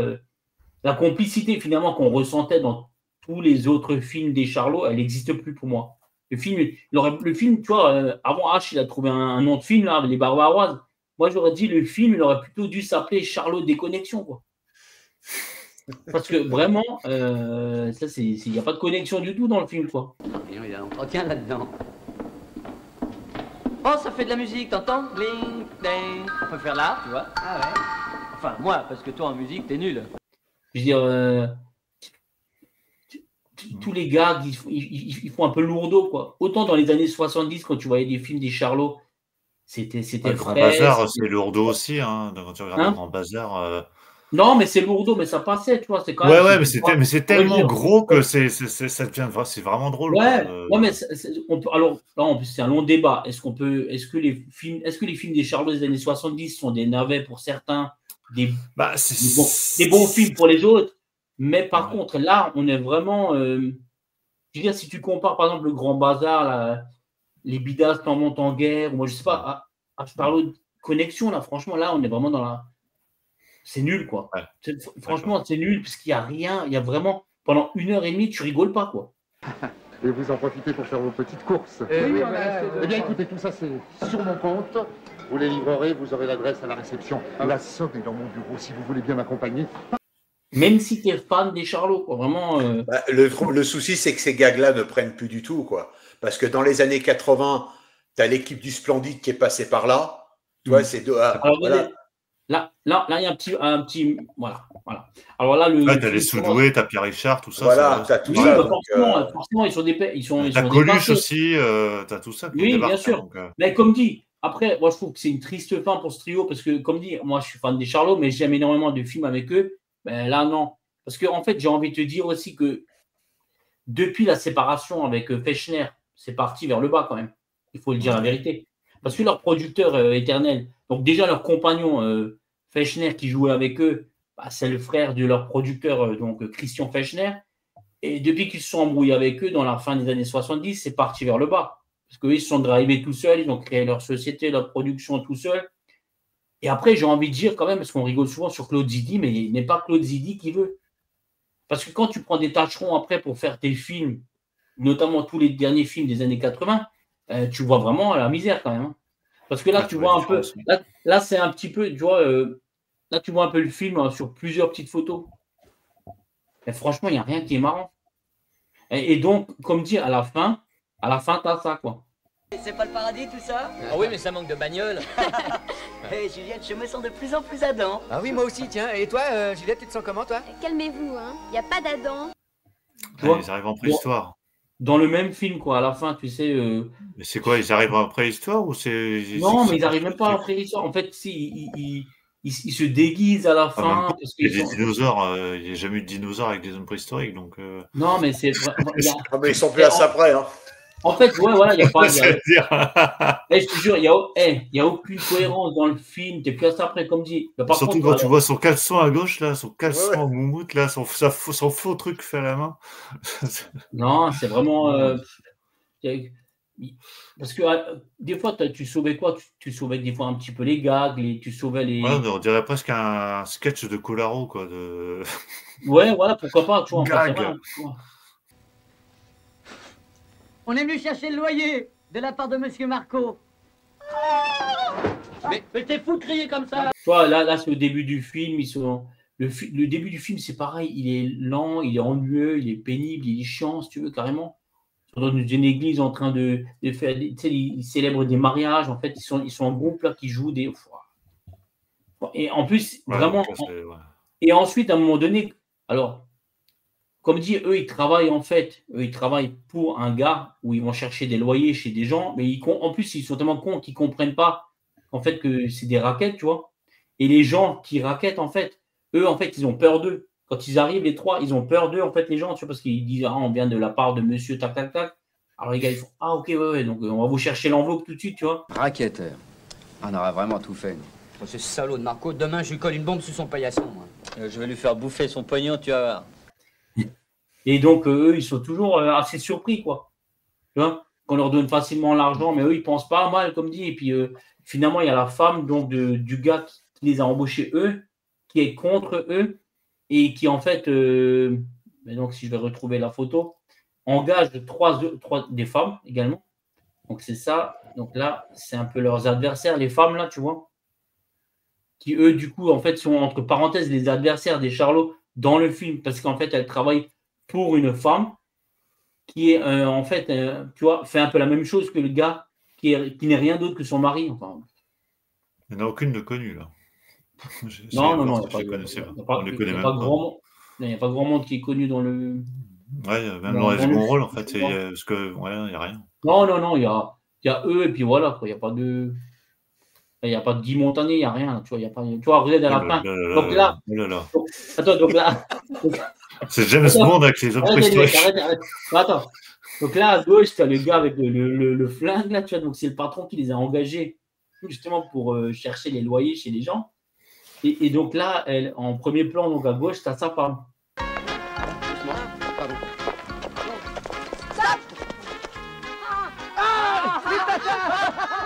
Vous permettez, excusez-moi, vous allez vous faire mal. Qu'est-ce que je dis, déjà? T'as que juste Henri Garcin qui est connu, qui a joué dans des petits rôles, là, qui... Ouais, il est connu un petit peu, ouais. Ouais. C'est pas fou. Donc, au niveau du box-office, quand même, le film, il a fait 580 000 entrées. Donc, c'est le côté Charlot, c'est le côté Charlot qui a attiré les gens, quoi. Voilà. Il faut savoir que les Charlots, en fait, c'est quand même 15 films au total, dont 12 ont dépassé le million d'entrées en salle. 7 ont même dépassé les 3 millions.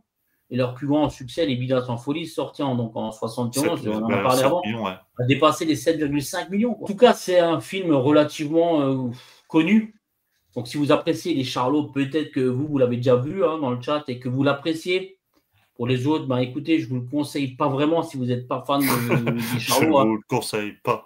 Non, honnêtement, ça, c'est vraiment par pure nostalgie des Charlots. Parce qu'on a aimé leurs films des années 70, parce que voilà, ils avaient une belle période. Mais là, si tu n'aimes même pas les Charlots, franchement, on n'y va pas, quoi. Hein? Il n'y a plus qu'à s'épouser. Oui, Rome. Quand même, elle aurait pu nous dire qu'elle avait un mec qui faisait son service militaire, non? C'est vraiment toutes les mêmes. Moi, si je mettais une note, en fait, sur 5, honnêtement, je vais mettre... pour ce film, je vais mettre 0,5. Enfin, je ne vais pas mettre plus. Parce qu'en fait, tu n'as même pas vraiment le plaisir de les revoir. Même si c'est le dernier, tu sais que c'est le dernier avec eux, tu vois, avec Gérard Rinaldi, tu vois, enfin, le trio. Il manque du monde, il manque... voilà, c'est plus les Charlots des années 70 et on le sent vraiment, quoi. Comme dit moi, en fait, le dernier film des Charlots que j'avais aimé, c'est Charlot contre Dracula, même si beaucoup de gens ne l'aiment pas. Mais encore, tu avais du monde, tu vois, tu avais Gérard Jugnot et tout, en fait, tu avais une sorte de scénario, et puis c'était marrant, il y avait des blagues, il y avait des gags. Mais alors là, honnêtement, je n'en sauve même pas un. Je me dis pas, regarde, tiens, il y avait ce gars qui me faisait rire un petit peu. Non, franchement, il n'y a pas grand-chose à dire sur ce film, même si j'avoue qu'il est toujours encore mieux que le dernier. Donc là, je ne spoil rien, tu vois. Merci, Steve. Voilà. Sachant que son film d'avant, c'était déjà une catastrophe. Ah ouais, c'était déjà une grosse catastrophe. Donc là, si c'est encore une catastrophe, il a souffert. Mais... Ah bah ouais, c'est ça. Donc, on va passer au dernier film ce soir de H. Donc, je vais vous mettre l'affiche tout de suite. Moi, je vais avoir du temps pour m'en remettre. Débrouille-toi. Mais si tu veux, je t'aide. Oh merde. Ça va me mettre beaucoup de temps pour que je puisse m'en remettre, mais bon. Permettre un conseil, tu pourrais reprendre une ou deux leçons de chant comme avant à Paris, Macaille. Ah ouais? Et avec quel pognon? T'es même pas foutu de me payer une femme de ménage. Voilà. Je t'aide, je l'ai vu, au cas où je l'ai vu récemment aussi. Donc, Le Retour des Charlots, voilà. Sorti en 1992. Donc, réalisé et scénario de Jean Sarus. Voilà. Donc, tu as Guy Montagnier, Django Edwards et tu as le retour de Louis Rego. Voilà, qui faisait partie des Charlots au tout début. Donc voilà, donc il vient faire un retour. Mais, comme a dit Steve, là, cette fois, il y a l'absence de Gérard Rinaldi. qui était donc le leader du groupe. Et là, ça se ressent énormément, quoi. Et donc, il a été remplacé par Richard Bonneau, que je connaissais pas du tout. Tu changes de bagnole alors que tu sais même pas comment payer la première traite et tu voudrais que j'aille prendre des leçons? Et pour l'appart, c'est pareil, hein. On est dans la merde jusqu'au cou. C'est un film, 8 ans après les Charlot Connection. Voilà, il y a un producteur qui s'est dit, tiens, on va essayer de leur faire un ultime comeback. Et malheureusement. C'est vraiment l'ultime. Hein. Ah ouais, c'est vraiment l'ultime, il n'y a pas eu d'autre chose. Donc malheureusement, ça n'a pas pris, ça m'a même été le pire, quoi. C'est le pire de leur filmographie pour faire tout court. Je vais juste mettre une petite parenthèse et après je vais laisser H nous présenter correctement ce film. Ma parenthèse, ce sera juste que là je viens de vous présenter Charlot Connection, qui pour moi est vraiment ultra mauvais. Donc j'ai mis 0,5. Mais c'est un chef-d'œuvre limite par rapport à ce film. Le retour de Charlot, moi je ne note pas. Hein. Il n'y a pas de note. Je confirme. Oh purée. C'est de ta faute aussi. Sans ça, il y a longtemps que je serais retourné bosser. Hein. Des prétextes, toujours des prétextes. N'empêche que le médecin a bien cru que j'allais rester amnésique. Le synopsis. Donc, Antonio. Il n'y en a pas. C'est vrai. Ça tient sur deux lignes. Il n'y en a pas, mon gars. Antonio, qui est joué par Luis Rego, fait semblant de perdre la mémoire pour échapper à la colère de sa femme Amelia, qui l'a découvert en train de le tromper en charmante compagnie. Amelia demande au Charlot de tout faire pour qu'il retrouve la mémoire. Voilà. Fin du speech. Ouais. Donc là, celui derrière, là, c'est le troisième. Voilà, c'est Richard Bonneau qui est derrière. Tout à fait, ouais. Donc là, bon, c'est que dire que c'est catastrophique. Ouais, bon, Jean Sarus en avait parlé lors d'émissions que bon, il n'était pas réalisateur. D'ailleurs, les Chao n'ont jamais rien réalisé, même pas écrit de scénario. Et là, bon, là, il a dû s'y atteler. Et bon, malheureusement, il a dit clairement que c'était pas du tout son truc, quoi. Le producteur, eux, ils avaient une idée autre. Ils voulaient faire autre chose, mais sauf que ce producteur a dit non, il faut faire ce film-là pour le retour. Et si tu réalises le film, à ce moment-là, voilà, on pourra faire ton projet après. Sauf que malheureusement, vu le retour du film, malheureusement, il n'y aura pas eu de suite. T'avais qu'à pas m'emmerder avec ton foot et me laisser regarder Santa Barbara. C'est pas une raison pour me filer un coup de casserole sur la cafetière. Pour regarder tes conneries. Oui, c'est assez... surtout que présente-nous un peu là, les scènes. Alors les scènes, tu as là une scène avec Guy Montagnier. Heureusement qu'il y a lui. Alors c'est vrai que c'est lui, mais bon, ce qui est dommage aussi, c'est que le film, bon, là il évoque c'est un petit clin d'œil au Bidas en folie, mais bon, ils ont appelé Guy Montagnier alors qu'ils auraient pu refaire, ils auraient pu réinviter le comédien original qui était Jacques Sellier, tu vois. Ça, c'est quand même bien dommage. Est-ce qu'il tournait encore à l'époque? Est-ce qu'il jouait encore? Est-ce que lui, il a peut-être refusé? Je ne sais pas, tu vois. Il était toujours vivant, donc bon, je ne sais pas après s'ils lui ont proposé ou pas, j'en sais rien. Je ne sais pas du tout. Bon, de toute façon, le budget du film, je ne l'ai pas, mais il est très très maigre, malgré qu'ils ont quand même été tournés l'intégralité du film au Portugal. Oui. Parlons-en des décors et des... Voilà, ça a été tourné au Portugal. Tu aurais l'impression que ça a été tourné en banlieue parisienne. Parce que rien n'est le Portugal, tu le vois pas. Oui, parce que le Portugal, tu as quand même des d'entrée d'hôtel, tu vois un hall d'hôtel et puis tu vois un appartement, quoi. Ah oui, ça aurait pu être tourné. Là, c'est les rues de Lisbonne, ça. Ça, c'est les rues de Lisbonne. Ouais, c'est le seul beau décor que tu vois du film. Ouais, c'est ça, que je reconnais le petit tramway de Lisbonne. À part ça, c'est juste ça qui te font bien voir qu'ils ont été tournés hors de France. Il n'y a que ça. Tu fais des efforts pour les photos, les mecs. Voilà. Bon, faut voir que là, j'adore cette... On dirait un cascadeur déguisé en femme, en fait. Alors, effectivement, voilà. En fait, c'est sa maîtresse qui le kidnappe. Sauf que tu vois que c'est le cascadeur. Tu vois comment c'est tourné, quoi. Ils se sont pas pris la tête. C'est Rémi Julien avec une perruque, quoi. Exactement. C'est une cata, c'est vraiment une cata. Mais ouais, c'est dommage qu'ils n'ont pas mis plus en avant Lisbonne, parce que c'est joli, Lisbonne. Tu vois. Mais malheureusement, rien n'a été mis en valeur ni quoi que ce soit. Regardez que tu vois rien de Lisbonne, tu vois rien. Voilà. Ouais. Donc là, ils refont. Là, tu retrouves des séquences, des séquences qu'il y avait dans les Bidas en folie. Bah dis donc, explosive la journée, hein. Tu l'as dit, oui. Et Phil n'est pas descendu? Il téléphone, il y a un lézard, il n'arrive pas à joindre sa femme. Ah bon? Voilà, sauf que bon, ça tombe complètement à plat parce que, comme disait Steve, déjà dans les Shadow Connection, déjà tous les gags ne fonctionnent plus.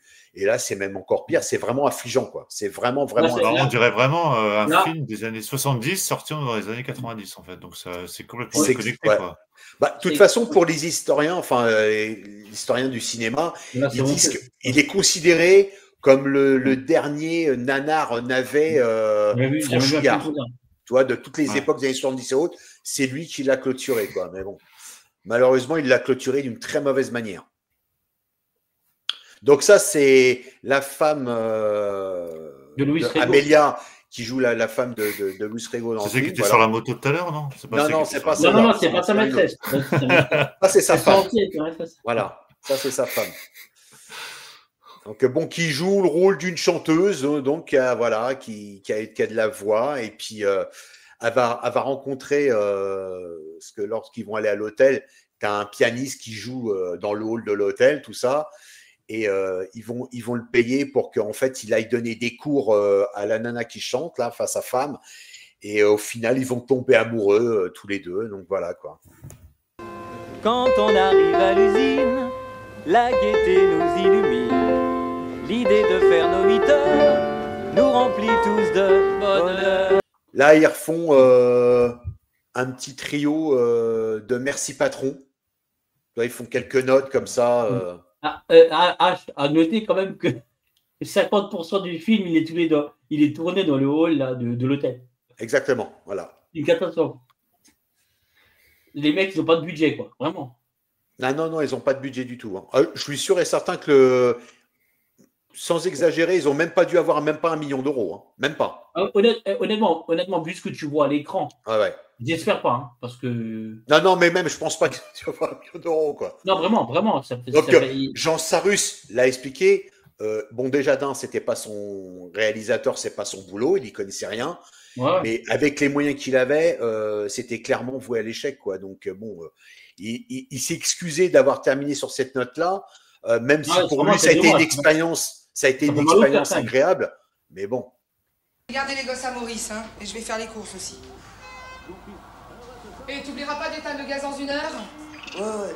Ah, 2 jours que t'as rien glandé. Passe au moins un coup de balai. Voilà, donc là, en fait, il reprenait certaines scènes, tu vois, comme dans Le Grand Bazar, où voilà, les Bidas en folie de leur film. Donc, il a essayé de retranscrire ça, toi, mais en fait, les gars, ça passe pas. Parce qu'en fait, il a perdu la mémoire, Luis Rego, c'est ça? Hein. Voilà, oui. En fait, non, il n'a pas perdu la mémoire. Il fait semblant. Oui. Voilà, il fait semblant. Il fait semblant. Mais et en fait, il fait même pas rentrer au départ. Il les fait même pas rentrer dans la confidence en disant ouais, je fais exprès parce que voilà, les jaloux et autres. Il leur fait même croire qu'il est vraiment amnésique, quoi. Mais au final, ça n'a pas de sens, quoi. Puis ouais, de les voir comme ça, c'est vraiment affligeant. Je me dis. Alors, je me suis regardé ce film-là parce que je ne l'avais jamais vu. Et puis, comme bon, Jean Sarus, il a disparu il n'y a pas longtemps, je me suis dit, allez, on va faire un petit hommage et autres. Mais je me dis, malheureusement, quand tu sais ce que la gloire, et puis voilà, tous les films qu'ils ont pu faire avec Claude Zidi dans les années 70, tu te dis, terminer sur cette note-là, ouais. Tu vois que même, tu vois qu'il a été boudé. Je veux dire qu'aucune chaîne publique n'a voulu le diffuser. Il n'y a que Canal+, qui a accepté en 1990 de faire une diffusion. Sinon, il n'est jamais passé à la télé. Est-ce que du coup, tu as trouvé le box-office ou pas? Ah oui, il faut que je termine sur le box-office. 15 000 entrées. Voilà. 15 000 entrées. 15 000 entrées. Tu vois, autant les Shadow Connection avaient fait 578 000 entrées. Ouais, c'est ça. Là, tu passes à 15 000. Ouais, mais Shadow Connection, tu es encore dans la mouvance, tu vois, dans les années. Oui, il y a les années. Dans les deux films.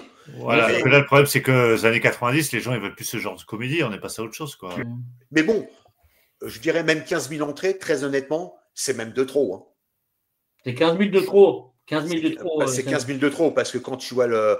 En fait, il y a bon, je sais pas, tu as encore d'autres photos, Steve, à montrer ou pas? Je cherche en fait. Avec quand ils sont habillés en bébé. Préviens les autres. On joue toujours du rock'n'roll, comme on l'a toujours fait. Pas besoin d'écouter les paroles. Quand ils sont habillés, tu sais, en bébé, là, avec toutes leurs layettes et autres, là. Enfin bon, c'est. J'ai encore. Qu'est-ce que j'ai encore comme photo là? Parce qu'il n'y avait pas beaucoup de photos disponibles. Alors là où je peux faire le parallèle avec l'autre film que j'ai présenté, le Baltringue, les séquences finales des deux films se terminent dans des entrepôts désinfectés. Alors malheureusement, j'ai pas trouvé de photos, tu sais, à la fin sur les scènes avec Django Edwards, quoi. Ouais.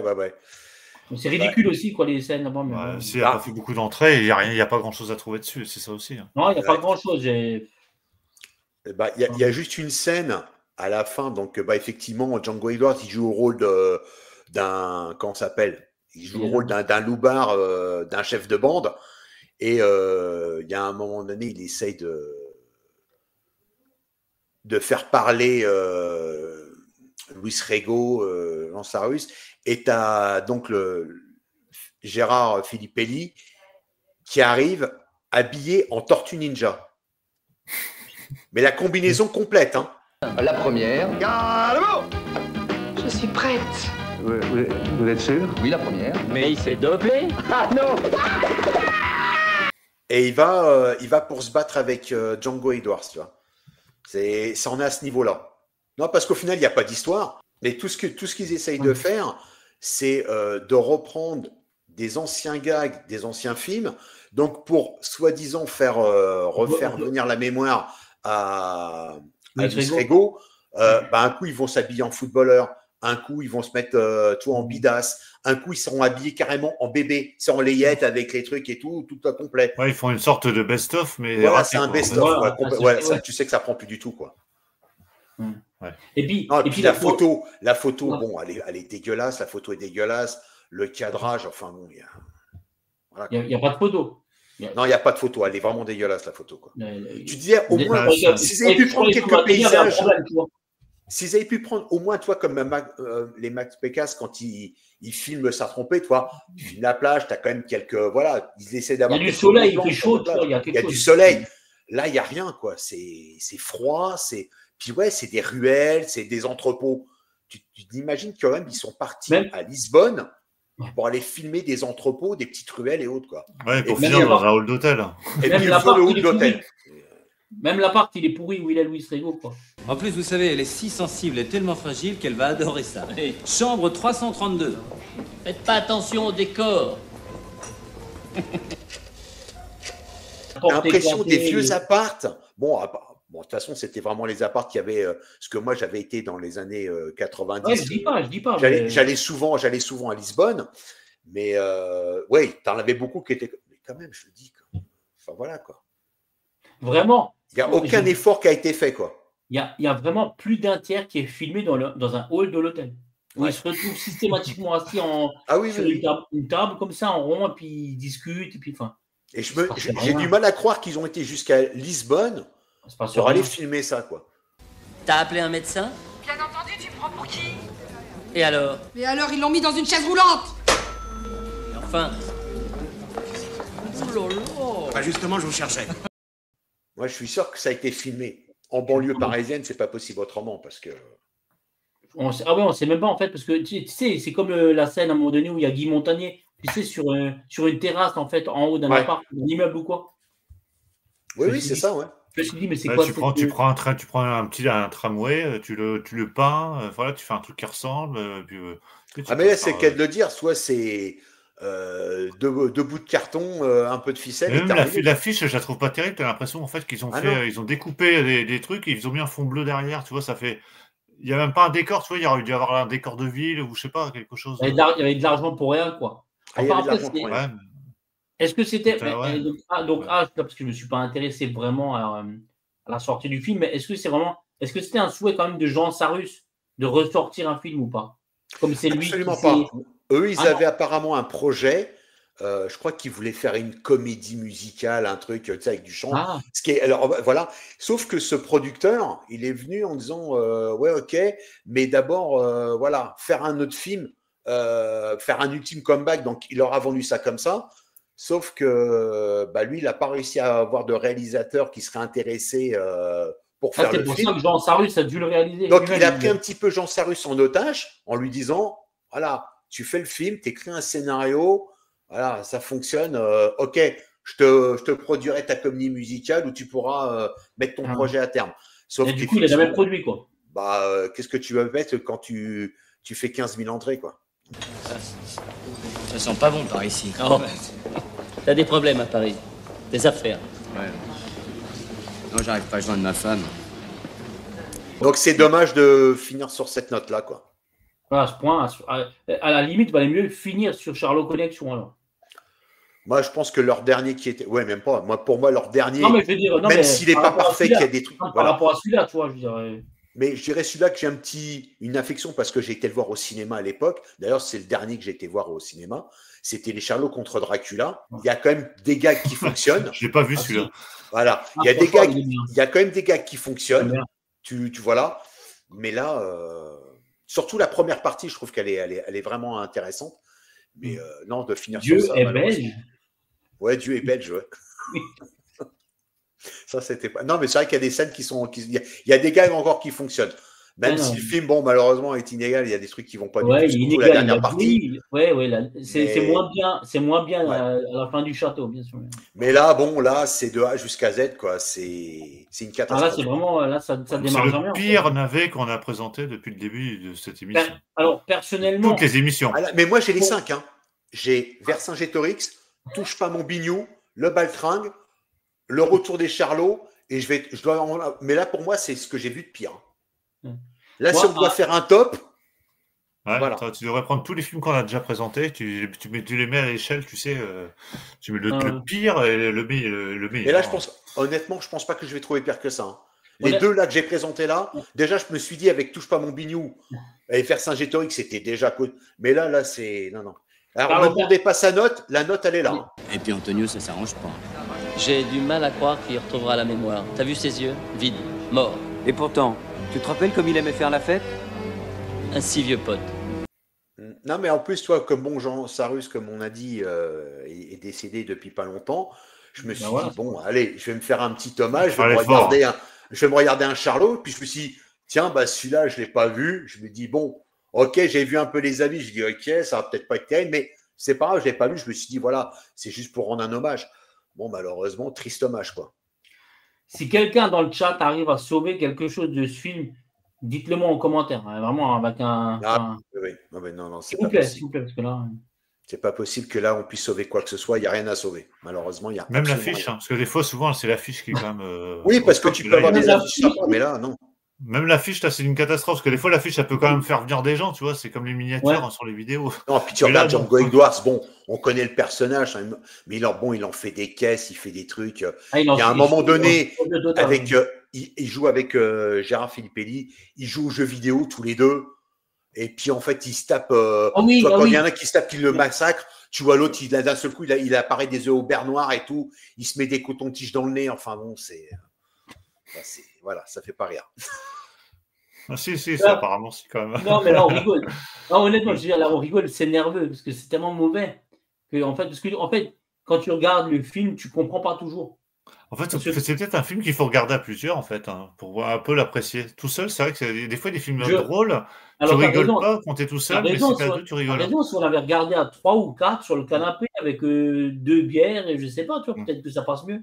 Tu vas rigoler du film, mais en fait, quand tu regardes un film comme ça, quand tu sais leur filmographie, les succès qu'ils ont pu avoir, oui, c'est triste. Ouais, c'est triste. C'est triste pour eux. Là-dessus, en fait, tu rigoles, mais ouais, comme dit Steve, tu rigoles nerveusement. Tu te dis, ah non, c'est pas possible. C'est comme Vercingétorix, c'est quand tu connais Greystock, Highlander, tout ça, et tu vois la catastrophe derrière, tu te dis, mais c'est dommage, quoi, le mec, il partait de si haut, quoi. Oui, mais bon, parce qu'il a eu un réalisateur qui suivait pas, le scénario qui suivait pas. Et malheureusement, des fois, ça part de bonne volonté, toi. Même si, comme expliquait même la gaffe, qui voulait partir sur un bon sentiment, il avait un pitch de départ et il a dit, voilà, bon, le mec, il se retrouve en briguet. Bon, c'est des trucs qui ont été maintes et maintes fois vus. Mais s'il avait eu au moins un bon réal avec un scénario qui se tient plus ou moins, avec des acteurs qui avaient un minimum de talent, ouais, ça aurait peut-être pu faire une petite comédie, tu vois, sympa, policière, d'action, ça aurait pu être sympa, tu vois, même sans avoir prendre des proportions, avoir te dire, bon, voilà, qu'on va aller au même niveau que l'opération Cornet de Bif ou La Chèvre. Mais là, non, c'est même pas, quoi, Non. je veux dire. Non, ou alors, ce qui serait Là, sympa, là c'est comme le retour des Charlots, c'est malheureusement de l'amateurisme à tous les niveaux. Quoi. Non, mais là, ce qui est très sympa, en fait, comme Cédric le propose, c'est qu'en fait, un film comme ça, si tu l'as déjà vu, comme par exemple, toi et moi, H, on l'a vu, bon, ok, mais c'est, en fait, j'aimerais bien voir la réaction. J'aimerais bien voir en direct Cédric voir ce film, tu vois. Ouais, voir la réaction qu'il aura, ouais. Ah, tu vas écrire un concept. Hein. Non, c'est non, pas mais une tu réaction vois, trailer, c'est une réaction visionneur. Ouais. Ah, mais juste voir Gérard Filippelli en Tortue Ninja, en plus, Ah ça bah, arrive vraiment à la toute fin. Ouais, c'est le bah, clou du pourquoi spectacle. Mais non, mais je pense qu'au bout de 15-20 minutes avec la poule, puis il arrête déjà. Donc, Non, mais je me suis dit quand même, ils n'ont pas osé faire ça, quoi. Et Il alors- vient complètement avec le costume complet, quoi. Tu dis, ah non. Ah non. C'est Bon, envie les de le mecs. regarder quand même. Hein. Là, finalement, il a- Enfin, voilà, quoi. Alors, je crois, mais je ne suis pas sûr, mais je crois que Charlot Connexion et le retour des Charlots est encore sur MyCanal, je crois. Donc, Bon, c'est possible. je regarderai éventuellement juste comme ça. Sinon, en il est sur accéléré, quelques YouTube. Hein. extraits. Je l'ai vu Sinon, sur c'est YouTube, d'accord. le retour des Charlots. Bon, j'irai juste regarder les Tortues Ninja, son déguisement. Regarde Et vers la juste, fin. et juste pour info, sur YouTube, il a fait plus d'entrées qu'au cinéma. Ouais. C'est fort possible. Ah, parce Bon, que les les mecs. gens ils ont cherché Charlot. On est arrivé au bout de l'émission. Donc là, on a été assez complet, nous. On vous a présenté donc 6 films. Merci à vous deux d'avoir participé à ce 5e numéro. Merci à toi, H. Merci à toi, Cédric. Bah, merci à toi aussi. Merci pour Merci au l'invitation. chat. Merci au chat d'avoir participé. J'espère que ça vous a plu. Merci et à vous. diverti, comme toujours. Hein. N'hésitez pas à nous conseiller des navets, comme ça. On lance Ah, si les vous débats. avez pire que les films-là, n'hésitez pas. Hein. Je suis preneur. Ah, là- N'hésitez pas à les noter, à noter Voilà. les navets qu'on a présentés. Notez-les, je suis preneur. Mettez une note. Ouais. Pour un prochain numéro. Nous, on se retrouve le mois prochain pour un nouveau numéro d'Anou les navets. Et je le répète, c'est chaque second mardi du mois. Alors, soyez au rendez-vous, je compte sur vous. Bien entendu, il y aura d'autres vidéos qui vont sortir. D'ici là, pensez à vous abonner, activer la cloche. En attendant, portez-vous bien. Vive le mauvais cinéma. Je vous embrasse. Ciao tout le monde. Salut Cédric. Bonne Ciao. soirée à tous. Salut, Salut, ciao. ciao. Ciao, les Bye. gars.